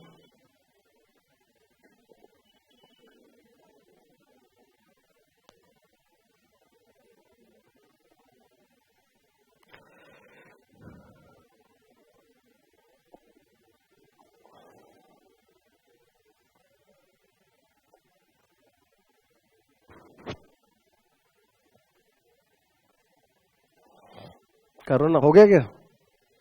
क्यों नहीं करते सॉल्व? हो गया, देख के समझ गया। समझ गया तो अच्छी बात है।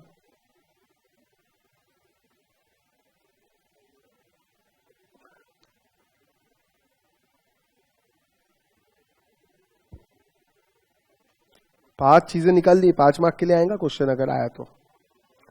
GDP, NNP eight market price, NNP at factor cost, personal income, personal disposable cost, सीधा सीधा दिया हुआ है, एकदम सीधा क्वेश्चन है।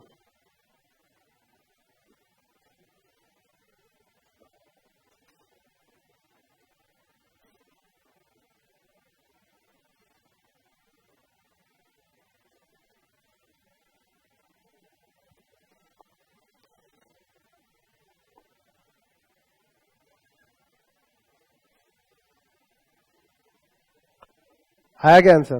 सही आया? रिटेन अर्निंग में कंफ्यूज नहीं हुए आप? यहां रिटेन अर्निंग नाम की कोई चीज काम करेंगी क्या? सर एक ही आदमी है, खुद के ही पैसे ये जेब में रखे क्या कहीं भी रखे, बात तो एक ही है ना। पर्सनल दिया हुआ है, कोई कंपनी नहीं दी हुई है, ठीक है। एक दिन के अंदर राम क्या करता, 500 रुपए उसको आते, मजदूरी किया बेचारे ने, उसको 500 रुपए आए। 500 रुपए में उसने क्या किया, जो इक्विपमेंट वो यूज करता है वो 50 रुपए से डेप्रिशिएट हुई, मतलब मेरा टोटल रेवेन्यू 500 है, इसमें मेरा डेप्रिसिएशन जो है ये 50 है। बचे कितने? 450। कोई बात नहीं, 450 बचने के बाद इसमें से वो क्या करता है, ये राजू लिखा है ना उसको राम कर दो, वो गलती हो गई है। इसके बाद मेरा जीएसटी कितना है, GST means net indirect taxes, कितना दिया हुआ है, नेट इनडायरेक्ट एक्सेस दिया हुआ है 30, और घर पे कितने ले जा रहा बोलते हैं, इसके बाद बचते 420, 30 जाने के बाद 420 बच गए, और 200 रुपए क्या किया, घर लेकर गया, और 220 रुपए इंप्रूवमेंट के लिए रख दिया, रिटेन कर लिया। तो ये रिटेन किया मतलब कहीं और थोड़ी रखा है, क्या करे सही बार बार। तो रिटेन अर्निंग मतलब क्या क्या है, घर में रखूं कि कहीं भी रखूं, बात तो एक ही है ना, संभाल के रख दिया, लेकिन है तो मेरे ही पैसे, ठीक है। चलिए अब मुझे ये 500 दिया है, इसको मैं क्या बोलूं, जीडीपी एट मार्केट प्राइस दिया हुआ है, कितना 500। एनएफआई नाम की कोई चीज है, मतलब this will be GNP eight market price, yes और नो। इसमें से मैं अगर डेप्रीसिएशन हटा दूं, लेस डेप्रीसिएशन कितना है 50, तो आंसर क्या आएगा, एनएनपी एट मार्केट प्राइस कितना आया 450। इसमें से मैं अगर नेट इनडायरेक्ट एक्सेस हटा दूं जो कि 30 दिए हुए हैं, तो आंसर आएगा एनएनपी एट फैक्टर कॉस्ट, कितना हुआ 420। मुझे जीडीपी एट मार्केट, जीडीपी पूछा है निकाल दिया, एनएनपी एट मार्केट प्राइस पूछा है निकाल दिया, एनएनपी एट फैक्टर कॉस्ट पूछा है ये भी निकाल दिया, 3 फिगर आ गए। अब क्या पूछ रहा है, personal income and personal disposable income, बोलो पर्सनल इनकम कितनी होंगी, तो ये ही पर्सनल इनकम होगी, ना कुछ ऐड करना है ना कुछ लेस करना है। कितना आता है 420, और कुछ करूं, हाँ पर्सनल टैक्सेस दिया है क्या, yes, personal income tax from इस income 20, that means personal income minus personal tax 20, and this 400 will be personal disposable income। समझ आया क्या, हाँ कि ना, चलो थैंक यू। अभी एक क्वेश्चन और दिया है 7th वाला, लेकिन उसके लिए पहले 2 मेथड पढ़नी पड़ेंगे। चलिए आ जाए इनकम मेथड पे। अभी तक सिर्फ प्रोडक्शन की बात करी थी, अब हम बात करेंगे दोस्तों इनकम मेथड की, छोटी सी प्यारी सी सिंपल सी मेथड, ज्यादा कुछ नहीं, लेकिन एक चीज इसमें कॉम्प्लिकेटेड है जो समझना पड़ेगा, बाकी कुछ। अब इस इनकम मेथड के 3 नाम है, इस इनकम मेथड के 3 नाम दिए हुए हैं, दिख रहा क्या, पेज नंबर निकालो आपकी बुक में जो भी है, कहां जहां भी दी हुई है। What also known age factor income method, factor payment method, distributed share method, 3 नाम दिए। बार बार फैक्टर्स की बात कर रहा है, यानी किस कौन से फैक्टर्स की बात कर रहा, फैक्टर्स ऑफ प्रोडक्शन। क्या है अपने फैक्टर्स ऑफ प्रोडक्शन पहले तो बता दो, कैपिटल एंटरप्रेन्योर, लैंड के बदले क्या मिलता, रेंट, लेबर के बदले वेजेस, कैपिटल के बदले इंटरेस्ट, और एंटरप्रेन्योर को क्या मिलता, प्रॉफिट। तो ये 4 हमारे फैक्टर्स ऑफ प्रोडक्शन हो गए। यहां लिख देता हूं मैं, लिखना क्या लिखा हुआ है ये देखो, रेंट, इंटरेस्ट, प्रॉफिट और वेजेस। क्या पढ़ रहे हम, ये इनकम मेथड पढ़ रहे दोस्तों, इनकम मेथड। इनकम मेथड मतलब कितनी इनकम हुई, किसको हुई, लोगों को, किसने दिया, बिजनेस वालों ने दिया। मान लीजिए मैं बिजनेस वाला हूं, मैं बिजनेस कर रहा हूं, मैंने गुड सर्विस प्रोड्यूस किए, तो जितने रुपए के भी मैंने गुड सर्विस प्रोड्यूस किए हैं, मैंने उतने पैसे आप लोगों को बांटे होंगे कि नहीं बांटे होंगे, और आप लोगों को मैंने जितने पैसे बांटे, आप लोगों को मैंने जितने पैसे बांटे, उसमें उसकी टोटल मारूंगा, वो मेरी हो गई कॉस्ट ऑफ प्रोडक्शन, प्लस मैं अपना प्रॉफिट जोड़ूंगा, और that will be what, that will be the sale price, और इसमें इनडायरेक्ट टैक्सेस अगर जोड़ दूं तो मार्केट प्राइस निकल के आएगा, हाँ कि ना। मैं फिर से बताता हूं, मैंने ये गुड्स आप लोगों से प्रोड्यूस करवाए, मैंने मटेरियल खरीदा 100 रुपए में, लेबर को 100 रुपए दिया, रेंट मैंने 100 रुपए का पे किया, इंटरेस्ट भी मैंने 100 रुपए दिए, हाँ कि ना। तो टोटल मेरी कॉस्ट ऑफ प्रोडक्शन कितनी हो गई 400। अब कॉस्ट में बेच दूंगा क्या, नहीं, क्या करूंगा, प्रॉफिट जोड़ूंगा, जो कि प्रॉफिट किसको मिलता, मुझे, मेरी इनकम है ना, प्रॉफिट जोड़ूंगा कितना 100 रुपया। जस्ट इमेजिन ये 500 रुपए में बेच दूंगा क्या, this will be my price, selling price, but इस सेलिंग प्राइस में एक इनडायरेक्ट टैक्स नाम की चीज जोड़ना पड़ेगा, तब जाके निकल के आएगा। मान लो ये भी 100 है, अब जाके निकल के आया मार्केट प्राइस, हा कि ना? पक्का?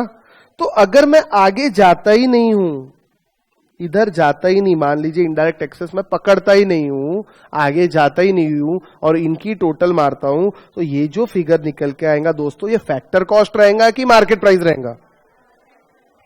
अरे ये फिगर, इस फिगर की बात कर रहा हूं, 500 फैक्टर कॉस्ट रहेगा, क्योंकि मैंने किया गया फैक्टर्स की टोटल मारी। कौन से फैक्टर? रेंट ले लिया, कैपिटल रेंट ले लिया, इंटरेस्ट ले लिया, वेजेस ले लिया और मैंने अपना प्रॉफिट भी पकड़ दिया, हाँ कि ना? सब फैक्टर की टोटल मारी है। उसके बाद जाके इनडायरेक्ट टैक्सेस जो कस्टमर से कलेक्ट करके गवर्नमेंट को दिए जाते हैं, वो उसके बाद जो आता है हमारा, वो मार्केट प्राइस आता है। मार्केट में कितने में बिक रहा है, तो मार्केट में जितने में बिकता है उसमें इनडायरेक्ट टैक्सेस इंक्लूड है, और मार्केट में जो बिक रहा है उसमें इनडायरेक्ट टैक्सेस इंक्लूड है। लेकिन मुझे यहाँ पे फैक्टर कॉस्ट यहीं तक जाना है, मुझे इन चीज को पकड़ना ही नहीं है, इनको मैं जाने देता हूं। ठीक है, अगर मैं यहां पे आता हूं तो इस फिगर को मैं क्या कहूंगा? इस फिगर जो भी मैं कहूंगा, ये मार्केट प्राइस रहेगा कि फैक्टर कॉस्ट रहेगा, ये सवाल। तो ये रहेगा आपका फैक्टर कॉस्ट। यानी ये मेथड से जो निकल के आएगा ना, और इनडायरेक्ट टैक्सेस का कैलकुलेशन हमको दिया ही नहीं, हमको तो वैसे भी नेशनल इनकम निकालना है। नेशनल इनकम के लिए हमको मार्केट प्राइस पे जाना पड़ता कि मार्केट प्राइस दिया है तो उल्टा फैक्टर कॉस्ट पे आना पड़ता? हमको तो फैक्टर कॉस्ट पे आना पड़ता है। तो ये कैलकुलेशन करने से अगर डायरेक्टली फैक्टर कॉस्ट निकल के आता है तो गुड है कि बैड है? गुड, अच्छी बात है, आगे जाना ही नहीं पड़ेगा। इनडायरेक्ट टैक्सेस का कोई काम है क्या यहाँ पे? नहीं, इनडायरेक्ट टैक्सेस का यहाँ कोई काम नहीं रहता है, because it is the income method. Income method मतलब जो आपने लोगों को बांटा, जो भी आपने गुड्स प्रोड्यूस किए उसके कारण आपने लोगों को क्या बांटा। आई बात समझ में? ठीक है, आगे तो मुझे एक चीज बताओ, इसमें क्या क्या आना चाहिए बिना देखे? वेजेस आने चाहिए, वेजेस आना चाहिए, रेंट आना चाहिए, इंटरेस्ट आना चाहिए, प्रॉफिट आना चाहिए, और भी कुछ चीजें हैं जो आनी चाहिए। सोच के जवाब दो, आपको क्या निकालना है? National income. What is national income? Net national product at factor cost. मुझे इतना मालूम है फैक्टर कॉस्ट अपने आप आ जाएंगी और नेट अपने आप आ जाएगा। क्यों? क्योंकि डेप्रिसिएशन की तो बात ही नहीं, आप तो यह इनकम जोड़ते जा रहे हो ना, डेप्रिसिएशन की बात क्यों कर रहे हैं अपन? लेकिन ये सब से निकल के आएगा मेरा डोमेस्टिक वाला हिसाब, हा कि ना? मुझे एक काम और करना है, मुझे नेशनल प्रोडक्ट पे जाना है ना? एनडीपी से काम चलेगा क्या? नहीं, मुझे एनएनपी चाहिए, और एनएनपी अगर चाहिए तो एक चीज और ऐड करनी पड़ेगी जिसको हम बोलते हैं net factor income from abroad, हा कि ना? अब चलो, एक सवाल और मन में उठ सकता है कि सर इंडिविजुअल्स की सिर्फ यही इनकम रह सकती है क्या? इसके अलावा भी तो उसकी रह सकती है ना इनकम।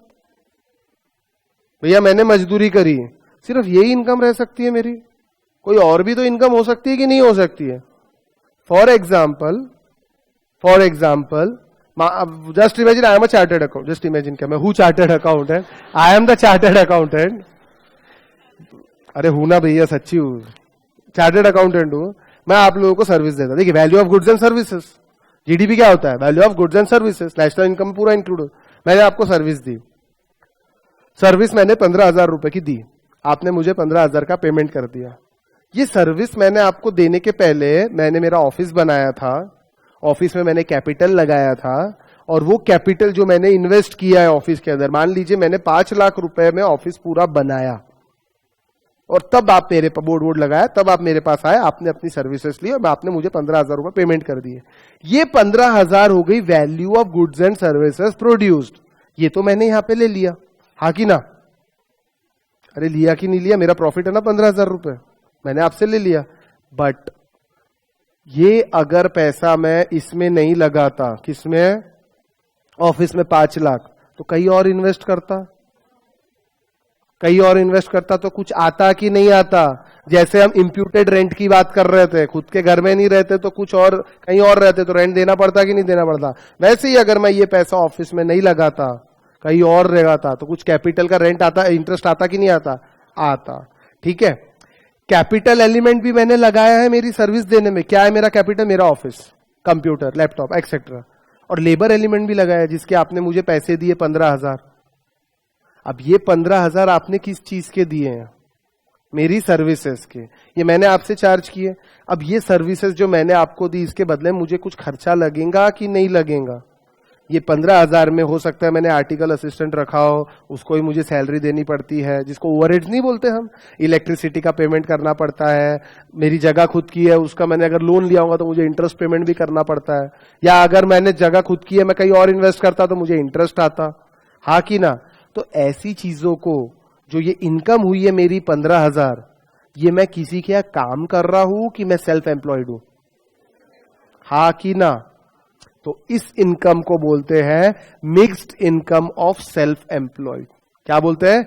Mixed income. मिक्स्ड क्यों? क्योंकि इसमें दो चीज आ गई दोस्तों, कैपिटल एलिमेंट भी आया है और लेबर एलिमेंट भी आया है। मैंने आपसे 15,000 लिए, तो मैंने किस चीज के लिए होंगे? सिर्फ मेरी सर्विसेज के लिए क्या? कि कुछ मैं भैया मैंने जो इन्वेस्ट किया वो भी कॉस्ट में जोड़ूंगा कि नहीं जोड़ूंगा? इतने की इलेक्ट्रिसिटी लग रही, इतने का आर्टिकल असिस्टेंट को सैलरी मार रहा हूं, और ये सब चीजें जो भी मैं चाय के इसके उसके पैसे पेमेंट करता हूं, मेरे ऑफिस का जो खर्चा है, उसी को जोड़ के ही मैं फीस लूंगा ना आपसे, कि नहीं लूंगा? जिसको हम हिडन कॉस्ट बोलो या ओवरहेड्स बोलो।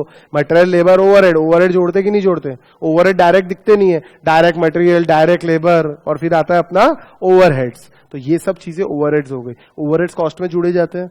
वैसे ही सेल्फ एम्प्लॉयड के लिए क्या ओवरहेड्स रहेंगे? ये सब जो मैंने आपको बोला। इसीलिए दो एलिमेंट आ गए, एक तो लेबर एलिमेंट, एक कैपिटल एलिमेंट। इस चीज को सेपरेट करना पॉसिबल है क्या कि 15,000 में से कितना लेबर है और कितना कैपिटल है? Is it possible to separate? No, it is not possible. That's why हम बोलते हैं mixed income of self employed. इसको मिक्स्ड पकड़ लो। अगर आपने यहां पे कुछ नहीं जोड़ा है ऊपर, तो ये मिक्स्ड इनकम भी एक जोड़ लो, क्योंकि ये वो चीज है जो नेशनल इनकम में तो इंक्लूड नहीं हो रही, बट आपकी पर्सनल इनकम के अंदर इंक्लूड है, और आपको इनकम मेथड से हम चल रहे हैं, इसीलिए हमको ये चीज जोड़नी पड़ेगी नेशनल इनकम में। क्योंकि हम यहां पे कितना प्रोडक्शन हुआ उसकी बात ही नहीं कर रहे, हमने रास्ता बदल दिया। हम कौन से रास्ते से जा रहे हैं? इनकम मेथड से। इनकम किसकी होती है? जो आपके फैक्टर्स ऑफ प्रोडक्शन है, यानी या मैं खुद होऊंगा, या लेबर होऊंगा, या जिसको मैं इंटरेस्ट दे रहा हूं, या रेंट। यस और नो? तो इन सब की टोटल में मारूंगा तो आएंगी मेरी फैक्टर इनकम, और ये हो गई मेरी इनकम मेथड। तो इनकम मेथड के अंदर मुझे मेरी मिक्स्ड इनकम भी पकड़नी पड़ेगी, जो मुझे एक्स्ट्रा में मिलती है, जिसमें लेबर और कैपिटल एलिमेंट बाइफरकेट करना पॉसिबल नहीं है। अब एक जो लिखा इसको एक बार पढ़ो, देखिए ये समझ में आया?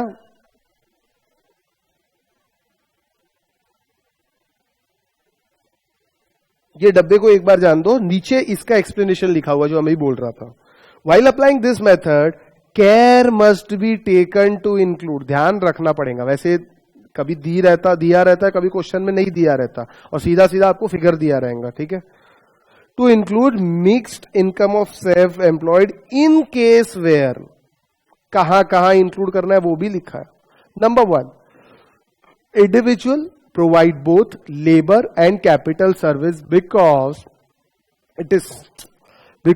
it is difficult to differentiate between labor element and capital element of income. For example, doctors, chartered accountant, proprietors, lawyers, traders, etc. आप बाइफरगेट नहीं कर सकते कि लेबर एलिमेंट कितना और कैपिटल एलिमेंट कितना। और एक चीज का एग्जाम, जैसे यहाँ पे ट्रेडर के बारे में, प्रोप्राइटर के बारे में लिखा है, तो प्रोप्राइटर का आप कैपिटल एलिमेंट पता कर सकते हो, लेकिन लेबर एलिमेंट नहीं पता कर सकते। कैसे? मान लीजिए किराना शॉप है और उसमें कोई आदमी नहीं है, वो अकेला ही है। आप कुछ लेने गए तो वो क्या करेगा? खुद ही लाएगा, वजन करेगा, आपको बांध के दे देगा। यस और नो? तो इसमें कैपिटल एलिमेंट कितना हुआ? जो गुड्स की कॉस्ट है और वो जो दुकान उससे लगाई है वो सब की कॉस्ट है, और बचा लेबर एलिमेंट। तो लेबर एलिमेंट आप कैसे पता करोगे? तो आप ऐसा पता कर सकते, सर अगर वो खुद काम नहीं करता, गल्ले पे बैठा रहता, वो किसी लेबर को लगाता, तो उसकी सैलरी कितनी होती? हाँ कि ना? तो ये हर बार बाइफरकेट करना पॉसिबल है क्या? क्योंकि लेबर तो अलग अलग तरह के रहते हैं। अगर रामू शामू जैसे लेबर को रखेगा तो उनकी सैलरी कम रहेगी, स्किल्ड लेबर को रखेगा तो सैलरी थोड़ी ज्यादा रहेगी। हो सकता है वो अपने बुक्स अकाउंट खुद करता हो। यस और नो? तो ये सारी चीजें रहती mixed income of self employed. इसमें आप कैपिटल एलिमेंट तो पता कर सकते हो, ये जो अभी मैंने आपको एग्जांपल दिया, बट लेबर एलिमेंट अब उस आदमी के यहां से यहां लाने का, देखिए आपके यहाँ पे जैसे कभी कोई लेबर आता है, हर लेबर का चार्जेस एक रहते हैं क्या? जैसे मान लीजिए फैन ठीक करना है, इलेक्ट्रिशियन आएगा, कोई इलेक्ट्रिशियन 100 रुपए में कर देगा, कोई 500 लेगा, कोई और 1000 भी ले सकता है, डिपेंड करता है क्वालिटी ऑफ वर्क। तो वैसे ही वो जो एंटरप्रेन्योर है, जो प्रोप्राइटर है, वो लेबर कितना जोड़े, ये कोई कहीं लिखा है क्या? इसको आप तय कर सकते हैं क्या? नहीं। तो ये बाइफरगेट करना पॉसिबल नहीं है। This bifurcation is not possible, इसीलिए हम बोलते हैं mixed income of self employed. Self employed यानी कहीं काम नहीं कर रहा, तो उसको वेजेस मिल रही क्या? ये देखिए आपने यहां पकड़ा ना, कंपनसेशन ऑफ एम्प्लॉयर वेजेस। तो वेजेस यानी कोई एम्प्लॉय काम कर रहा होगा तब वेजेस दिया जा रहा होगा, लेकिन ये तो सेल्फ एम्प्लॉयड है, इसको कहीं से वेजेस मिल रही क्या? नहीं, इसको क्या मिल रहा? प्रॉफिट मिल रहा है। लेकिन हम एक चीज और पकड़ रहे हैं कि मिक्स्ड इनकम। देखिए कभी कभी ऐसा भी होता है, आपने बुक्स ऑफ अकाउंट में देखा होगा कि प्रोप्राइटर अपने आप को सैलरी देता है। जैसे पार्टनर्स जो काम करते हैं उनको सैलरी मिलती है ना, वैसे प्रोप्राइटर की ड्राइंग्स रहती है ना, विड्रॉल। देखा है आपने कभी अकाउंट्स में ये चीज? नहीं देखा। प्रैक्टिकल अकाउंट्स करोगे जब समझ में आएगा। देखिए होता क्या है, जैसे मैं बिजनेस कर रहा हूं तो प्रॉफिट तो जो होगा वो मेरा है, लेकिन साल भर मुझे खर्चे के लिए पैसे लगेंगे कि नहीं लगेंगे, तो मैं विड्रॉल करता हूं। वो मैं कहां से विड्रॉल करता हूं? अपने बिजनेस से विड्रॉल करते जाऊंगा। तो ये जो मेरा विड्रॉल है, ये मैं क्यों कर रहा हूं? क्योंकि मैं दिन भर उस बिजनेस में जाके मेहनत कर रहा हूं। यस और नो? ये विड्रॉल मुझे खर्चा करना है, इसलिए मुझे विड्रॉल करना है। तो ये विड्रॉल मेरी इनकम हुई कि नहीं हुई? मतलब मैं मिक्स इनकम, नोशनल इनकम, मैंने मेरे बार बार हर महीने में 15,000 15,000 15,000 निकाल रहा हूं। तो मैं ये क्यों निकाल रहा हूं? मुझे निकालने का हक क्यों है? Because I am the proprietor, I am doing the business. मैं दिन भर वहां दुकान पे बैठता हूं, मैं कैपिटल लगाता हूं, सब कुछ करता हूं। पार्टनरशिप में क्या होता है? इस केस में पार्टनरशिप में क्या होता है? पार्टनर्स को कैपिटल पे इंटरेस्ट दिया जाता है, प्लस पार्टनर्स को सैलरी मिलती है। ये सैलरी काय को दे रहे हैं उनको? तो दिन भर वो काम कर रहे भैया, they are working for partnership firm, that's why they are getting salary. वैसे ही पार्टनरशिप नहीं है, सोल प्रोप्राइटर फर्म है, तो सोल प्रोप्राइटर को इंटरेस्ट चाहे तो दे सकता है, लेकिन ये जेब से निकाल के ये जेब में आएगा ना, क्या फायदा? मेरे ही पैसे हैं, ठीक है, मैंने खुद पे ही पैसे लगाए, इसलिए यहां पे कैपिटल एलिमेंट आता है। अब वो कैपिटल में क्या आ गया? जो मैं विड्रॉल कर रहा हूं, इसके अंदर मेरा लेबर भी है, प्लस मैंने जो ये पैसा लगाया है उसका इंटरेस्ट भी है। लेकिन मैं कभी बाइफरगेट करूंगा क्या इसको? इसमें लेबर कितना, इसमें कैपिटल का इंटरेस्ट कितना, मैं बाइफरगेट कर ही नहीं सकता। तो ऐसी इनकम को बोलते हैं दोस्तों mixed income of self employed. Self employed यानी मैं खुद का काम खुद का बिजनेस कर रहा हूं, मैं किसी के अंडर में काम नहीं कर रहा, I am not doing the job, I am self employed. आई बात समझ में? तो इसको बोलते हैं सेल्फ एम्प्लॉयड। सेल्फ एम्प्लॉयड तो मालूम है, इसको बोलते हैं मिक्स्ड इनकम। हाँ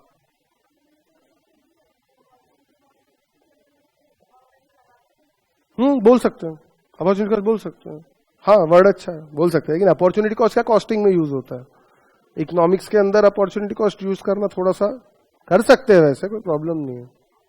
सही, आप समझने के लिए समझ सकते हो, यानी मतलब यहां नहीं करता तो वहां कर लेता हूं, बोल सकते हैं। In economics, where subsistence production and small commodity production is dominant, most of the income of people would be of mixed type. सही बात है ये? सबसिस्टेंस यानी छोटा प्रोडक्शन कम और small commodity production is dominate, यानी ऐसी इकोनॉमी जहां पे स्मॉल स्केल इंडस्ट्री बहुत ज्यादा है, यानी चालक मालक वाला हिसाब है, सोल प्रोप्राइटर ज्यादा है, वहां पे ये प्रॉब्लम हमेशा रहेंगी। प्रॉब्लम क्या है? वहां पे ये मिक्स टाइप की इनकम ज्यादा रहेगी और हमेशा प्रिवेल करेंगी। आई बात समझ में? थोड़ा बहुत डाउट होगा तो वो आगे निकल जाएगा, ठीक है, मतलब क्वेश्चन करेंगे जब और क्लियर हो जाएगा। तो इनकम मेथड क्या हो गई भैया? लोगों की इनकम, उसकी टोटल मारनी है, ठीक है। तो क्या जोड़ रहे हैं हम?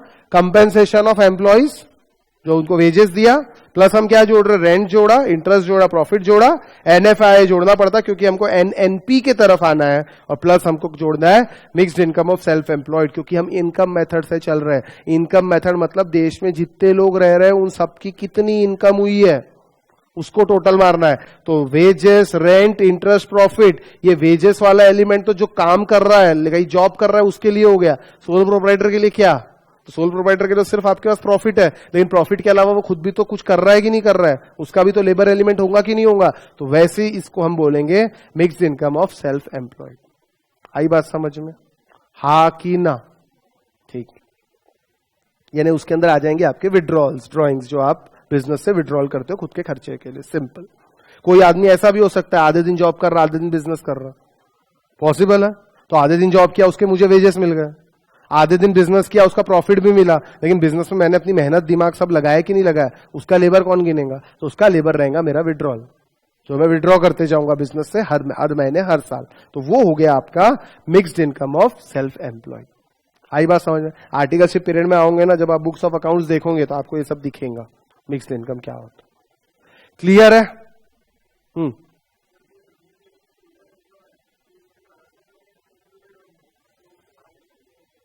ट्रांसफर पेमेंट इंक्लूड होंगे, उसको माइनस क्यों नहीं किए?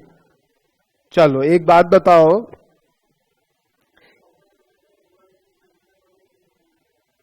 ट्रांसफर पेमेंट कौन देता है? गवर्नमेंट देती है, या गवर्नमेंट को लिया क्या अपन ने? लिया ही नहीं ना गवर्नमेंट को। ना हम इनडायरेक्ट टैक्स की बात कर रहे हैं, ना हम यहां डायरेक्ट टैक्स की बात कर रहे हैं, हम तो सिर्फ जो लोगों को इनकम हो रही है उसकी बात कर रहे हैं। ठीक है, ट्रांसफर पेमेंट तब आएंगे जब गवर्नमेंट सेक्टर भी यहां साथ में रहेगा। अभी गवर्नमेंट कहां दिख रहा आपको? जो इनकम, मतलब इनकम यानी क्या? देखिए मेरी इनकम वेजेस से हुई, ये मेथड इनकम मेथड है, आप चीज पहले समझो। ये जो इनकम मेथड पढ़ रहे हैं ये इनकम मेथड कर रहे हैं। 3D व्यू है इकोनॉमी का, एक प्रोडक्शन साइड से, एक इनकम साइड से, एक एक्सपेंडिचर साइड से। एक्सपेंडिचर साइड की जब बात आएंगी तो गवर्नमेंट आ जाएंगी। क्यों? क्योंकि सर खर्चा जो हम करेंगे, और गवर्नमेंट भी तो इकोनॉमी में खर्चा कर रही होंगी ना। अभी बात इनकम मेथड की कर रहे हैं। इनकम गवर्नमेंट को कहां से आती है? टैक्स से। टैक्स यानी कौन सा? आइदर डायरेक्ट टैक्स और इनडायरेक्ट टैक्स। यहां पे मैं जो बात कर रहा हूं, मैं प्रोडक्शन तक की बात कर रहा हूं।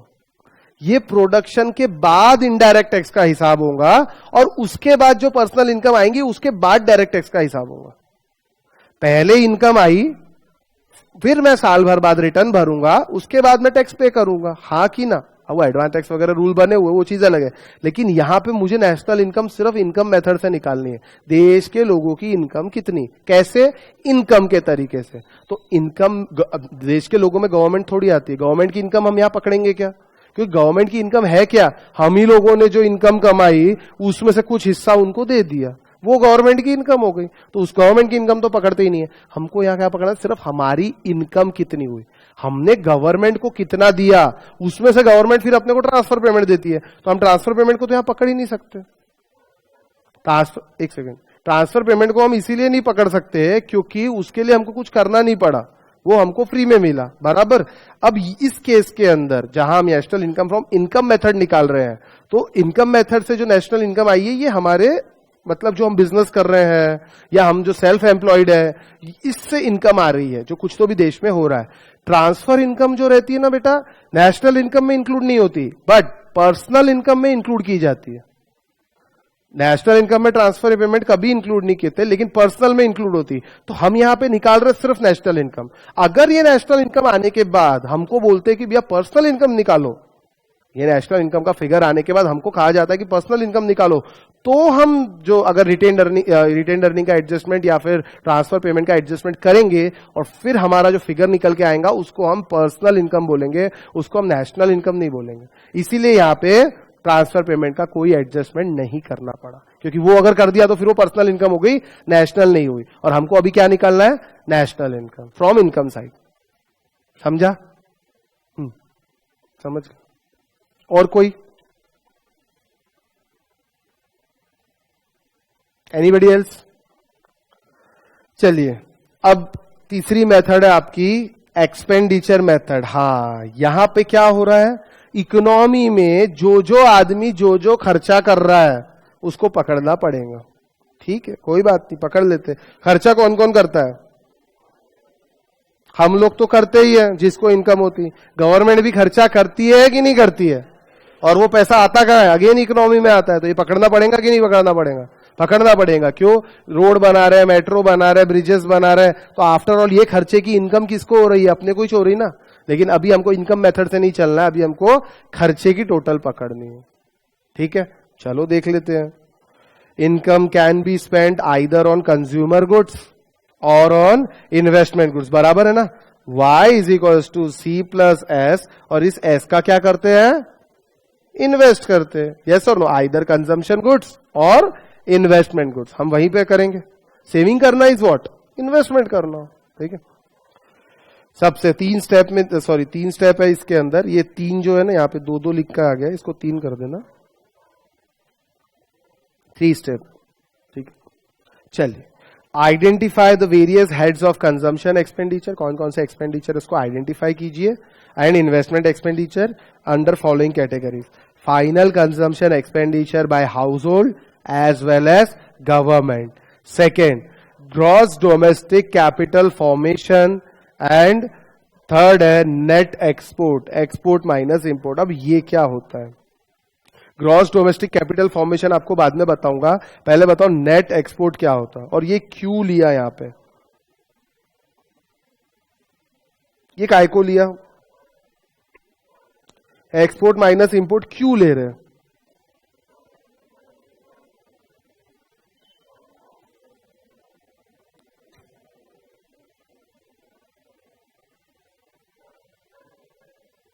एक्सपोर्ट माइनस इंपोर्ट क्यों ले रही है? क्या क्यों ले रहे हैं हम एक्सपोर्ट? खर्चा है कि नहीं है? पक्का? चलो ठीक है। खर्चा यानी कैसा खर्चा है? मतलब इंपोर्ट खर्चा है कि एक्सपोर्ट खर्चा है? अच्छा, तो एक्सपोर्ट माइनस इंपोर्ट क्यों लिए? हम कौन सी मेथड से चल रहे हैं? सिर्फ एक्सपेंडिचर। अगर इकोनॉमी में कुछ इंपोर्ट होता है तो कुछ एक्सपोर्ट भी तो होता है, हा कि ना?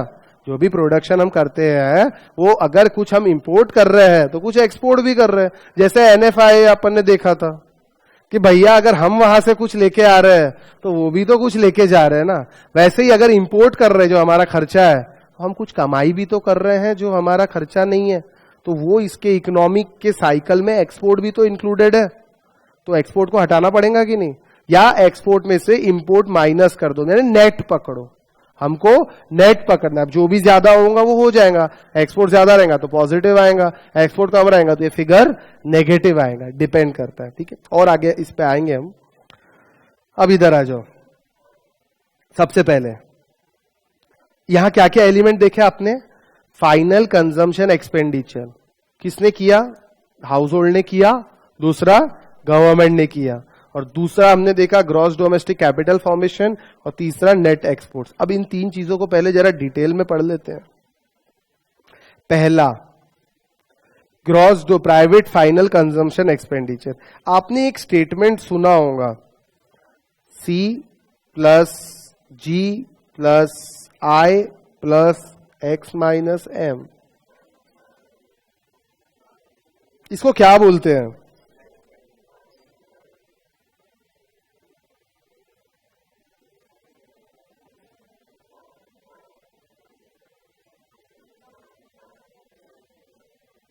consumption by household, consumption by government, conversion of investment goods, export minus import। ये कॉमर्स वालों ने तो पक्का ये सुना है ना, साइंस वालों ने तो सुना नहीं होगा, तो टेंशन वाली बात नहीं है।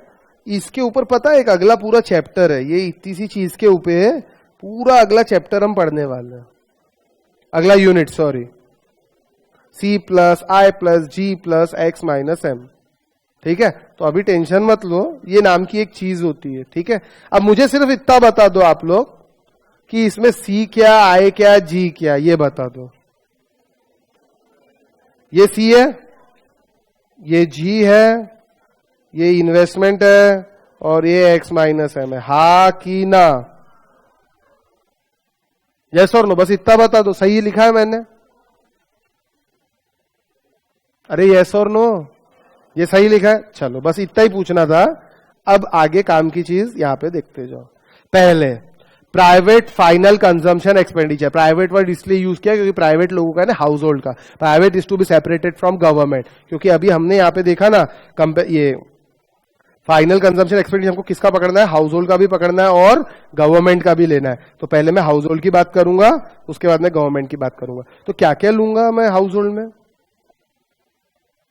मैं लूंगा it is the total of what private individual, consumer, household, not for profit entities that serve household spend on consumption of goods and services. सिर्फ consumption of goods and services पकड़ना है, इन्वेस्टमेंट गुड्स की बात यहां नहीं करेंगे, आगे करेंगे, ठीक है। Y income is equal to C plus S, C की बात कर रहा है वो, सिर्फ एस की बात नहीं कर रहा, क्योंकि सेविंग करके इन्वेस्टमेंट बात अलग करूंगा मैं, ठीक है। वो इन्वेस्टमेंट ग्रुप से आगे, तो क्या क्या पकड़ू, value of all final sales of goods and services at market price, साफ साफ लिखा है मार्केट प्राइस पे आंसर आएगा। मार्केट प्राइस पे लेंगे तो आंसर भी मार्केट प्राइस पे आएगा, मतलब इनडायरेक्ट टैक्सेस हटाना पड़ेगा, क्योंकि हमको तो आना किस पे है, फैक्टर कॉस्ट पे, हमारा नेशनल इनकम तो वहीं आता है ना, ठीक है। Value of primary products produce for own consumption, ये लेंगे, इसको क्या बोलते हैं, सेकंड को क्या बोलते हैं हम, सेल्फ कंजम्पशन, तो हम लेते हैं कि नहीं लेते, लेते हैं, पहले ही तय कर लिया था सर, सेल्फ कंजम्पशन पकड़ना ही पड़ेगा। Payment for domestic services which one household transfer to another, ऐसा होता है एक हाउस होल्ड दूसरे हाउस होल्ड को कभी सर्विस लेता है और पेमेंट देता है, घर में काम वाली बाई आती है, ये क्या है, पेमेंट ऑफ डोमेस्टिक सर्विसेज, घर की जो सर्विस आप उससे ले रहे हो, विच वन हाउस होल्ड, यानी आप किसको ट्रांसफर कर रहे हैं, एक दूसरे, उसका भी घर है कि नहीं है, बराबर है, एक से दूसरे को ट्रांसफर कर रहे हैं। Net expenditure on foreign financial asset, that is net foreign investment, ये क्या होता है, आप लोग सिर्फ इंडिया में ही इन्वेस्टमेंट कर सकते हैं कि फॉरेन में भी कर सकते हैं, फॉरेन में भी कर सकते हैं। अगर आपने किसी फॉरेन फाइनेंशियल एसेट खरीदा तो उसके अंदर भी आप इन्वेस्टमेंट कर सकते हैं, लेकिन ये अगर इन्वेस्टमेंट रहता तो यहां नहीं आता, ये आगे आता, तो ये इन्वेस्टमेंट है कि कुछ और है। देखो अभी आप अपन ने बोला ना सर ये इन्वेस्टमेंट, ये तो सी है, इन्वेस्टमेंट रहता तो यहां पे आता ना, आय पे, है ना, तो ये सी है, मतलब सी में ऐसा कोई फॉरेन एक्सपेंडिचर होता है, कंजम्पशन, एनीबॉडी एग्जाम्पल दे सकते हैं मेरे को, समझा नहीं, फिर से बोलना है,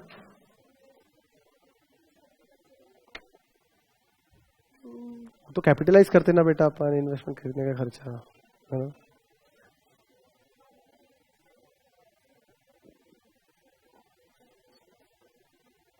तो वो तो इन्वेस्टमेंट में आना चाहिए ना।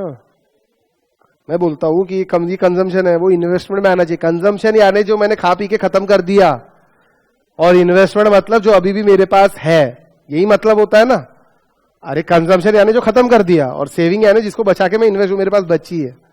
सोचो, थोड़ा दिमाग पे जोर डालो, थोड़ा सा जोर डालो। एक्सपेंडिचर,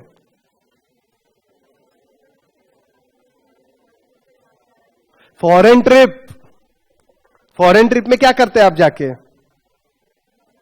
खर्चा करते ना, वो पैसा वहां उड़ाते कि नहीं उड़ाते पूरा, यस और नो, तो फिर ये खर्चा मानेंगे कि नहीं मानेंगे, फॉरेन इन्वेस्टमेंट यानी आपने फॉरेन टोर मार दिया और फॉरेन में खर्चा कर दिया, तो ये भी खर्चा हुआ कि नहीं आपका, yes this is also your expenditure. तो नेट क्यों लिखा,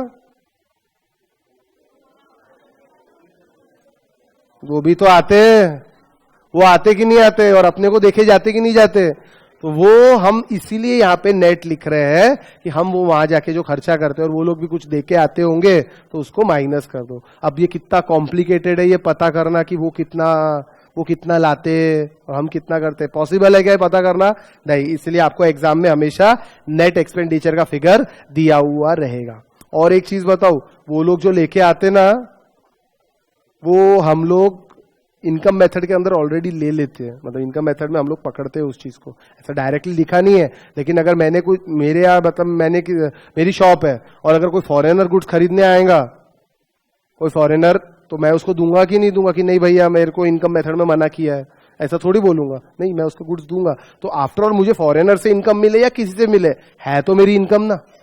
तो इनकम मेथड में तो हमने सब चीज पकड़ा है, हमने ऐसा कहीं बाइफर्केशन किया क्या, गोरे से आया कि काले से आया, हमने कोई बाइफर्केशन किया क्या, नहीं किया, ठीक है। ये समझ में आया फॉरेन एक्सपेंडिचर क्या हुआ। हाँ,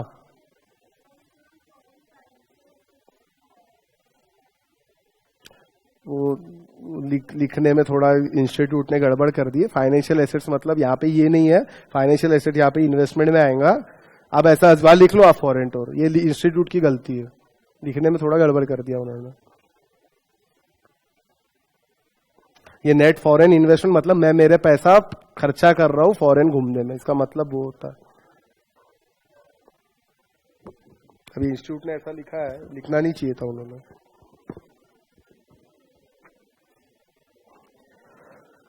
चलिए इसके बाद आता है किसका खर्चा? इकोनॉमी में गवर्नमेंट है। गवर्नमेंट क्या क्या खर्चा करती है? करती क्या गवर्नमेंट खर्चा? हाँ करती ना sir. It is the total spending, it is the total spending of the government on activities like defense, education, healthcare, infrastructure, etc. It is also called as government purchase. ठीक है? अब एक चीज और लिखी है, transfer payments like pension, scholarship, unemployment doles are excluded. Transfer payment को national income में लेते क्या? नहीं। लेकिन गवर्नमेंट के जो खर्चे होते हैं उनमें ये सब चीजें रहती है कि नहीं रहती? तो इनको हटाना पड़ेगा कि नहीं हटाना पड़ेगा? टोटल गवर्नमेंट एक्सपेंडिचर में से ये सब कुछ हटाना पड़ेगा और ये चीजें नेशनल इनकम में नहीं आनी चाहिए। बराबर है? समझ आया? गवर्नमेंट का खर्चा तो टोटल है ना, उसमें से पेंशन भी हटाओ, अनएम्प्लॉयमेंट अलाउंस ये भी हटाओ, स्कॉलरशिप भी हटाओ, और भी जो ऐसे फ्री में ट्रांसफर पेमेंट बांटे जा रहे हैं आपको हटाना पड़ेगा। समझ आई बात? अरे हाँ की ना? और क्लियर होगा, चिंता मत करो। अभी सिर्फ थियरी पार्ट पढ़ रहे, 50% भी समझ गया तो बहुत है। 50% भी अगर समझ रहा तो बहुत अच्छी बात है। कल हम इसके ऊपर प्रॉब्लम करेंगे, फिर से एक एक चीज पे आने वाला है। या आज भी हो सकता है, हो सकता है ना, अभी टाइम है। अरे रुको ना, ऐसा क्या कर। अच्छा ठीक है, ये पढ़ के छुट्टी बस। खुश? ये दो पढ़ के और फिर ये बाकी है ना। अरे इसमें क्या है, ये इससे हम यहीं पे आएंगे बेटा, ये दो चीज तो बताने दो। अच्छा ठीक है, अभी इतना बता देता। ऐसा मत करो आप लोग, ऐसे रोज 10-10 मिनट यानी फिर सिलेबस आगे जाएगा आपका, आप ही को घर जाने नहीं मिलेगा। देख लो भैया आप मेरे के। चलिए दोनों ध्यान से। ग्रॉस डोमेस्टिक इन्वेस्टमेंट में क्या आएगा? ग्रॉस डोमेस्टिक इन्वेस्टमेंट या ग्रॉस डोमेस्टिक कैपिटल फॉर्मेशन। क्या क्या आएगा? Investment goods, asset, machinery, equipment purchased by business firm, own account production of asset, machinery, equipment. ये भी मैंने बताया था आपको, अगर हम एसेट या तो डायरेक्ट खरीदते हैं या हम खुद प्रोड्यूस करते हैं। ठीक है? इसके बाद expenditure on changes in inventories, land and residential building purchase और constructed by consumer household, expenditure on acquisition of valuable by household. अब एक चीज बताओ, ये एसेट में जो इन्वेस्ट कर रहा है ये खर्चे की बात पकड़ रहा है, तो ये खर्चा यानी टोटल खर्चा जो एसेट पे कर दिया वो की डेप्रिसिएशन?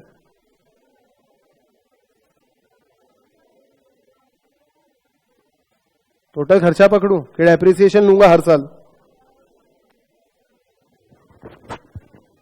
दो तरह के एसेट रहते हैं, एक पर्सनल एसेट रहते हैं, एक बिजनेस एसेट रहते हैं। बिजनेस एसेट में भी दो तरह के रहते हैं, एक डेप्रिशिएबल रहते हैं, एक नॉन डेप्रिशिएबल रहते हैं। नॉन डेप्रिशिएबल पे तो पूरा ही पकड़ना पड़ेगा, पर्सनल एसेट्स में भी पूरा पकड़ना पड़ेगा। और डेप्रिशिएबल एसेट का खर्चा आप पहले ही दिन बुक करते हो क्या? कैसे बुक करते हैं? हर साल। तो भैया यहां पे सिर्फ business and that too depreciable assets आपको डेप्रिसिएशन लेना पड़ेगा। तो सोच लो, अगर डेप्रिसिएशन जोड़ने की बात कर रहा है मतलब ग्रॉस प्रोडक्ट निकल के आएगा कि नेट प्रोडक्ट निकल के आएगा? भाई डेप्रिसिएशन जुड़ा हुआ है, इससे जो फिगर का आएगा उसमें डेप्रिसिएशन जुड़ा हुआ है, दैट मींस ग्रॉस निकल के आएगा, यानी डेप्रिसिएशन अमाउंट माइनस करना पड़ेगा। वो तो बाद में देखेंगे क्या करना है, पहले एक चीज समझ लो। समझ आई बात? और आगे लिखा expenditure on change in inventory. ये क्या होता है? प्रोडक्शन। चेंज इन इन्वेंटरी मतलब पहले 10 थे अभी 100 हो गए, तो इन्वेंटरी में चेंज कितना हुआ? 90 का। तो इस पे क्या खर्चा हुआ? प्रोडक्शन पे जो खर्चा हुआ वो इस पे खर्चा हुआ। यस और नो? चेंज इन इन्वेंटरी, अरे देखो 10 यूनिट्स पहले थे opening, change in inventory is what? Closing minus opening. Yes और नो? तो ओपनिंग कितनी थी? 10 थी, क्लोजिंग कितनी है? 100 है। तो बचा मैंने 90 खरीदे होंगे कि नहीं खरीदे होंगे, या बनाए होंगे कि नहीं होंगे, तो उस पर खर्चा हुआ कि नहीं हुआ? वो खर्चे की बात कर रहा हूं मैं। ठीक है? Jewellery, valuable by household, ये उनका पर्सनल एक्सपेंडिचर है, लेकिन एक्सपेंडिचर मेथड से चल रहे तो लेना पड़ेगा। Land and residential building purchase constructed for consumer household, ये भी पकड़ना पड़ेगा।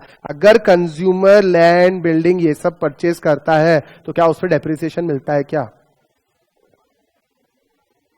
नहीं मिलता? बिजनेस के लिए थोड़ी खरीदा है, लैंड पे तो वैसे भी नहीं मिलता, लेकिन बिल्डिंग्स पे मिलता है। क्या मिलता है? लेकिन सर बिजनेस वाले बिल्डिंग्स पे मिलता है। ये कंज्यूमर अपने लिए कंजम्पशन के लिए बिल्डिंग बना रहा है, उस पर कोई डेप्रिसिएशन नहीं मिलता। पढ़ा होगा ना अपन ने इनकम टैक्स में।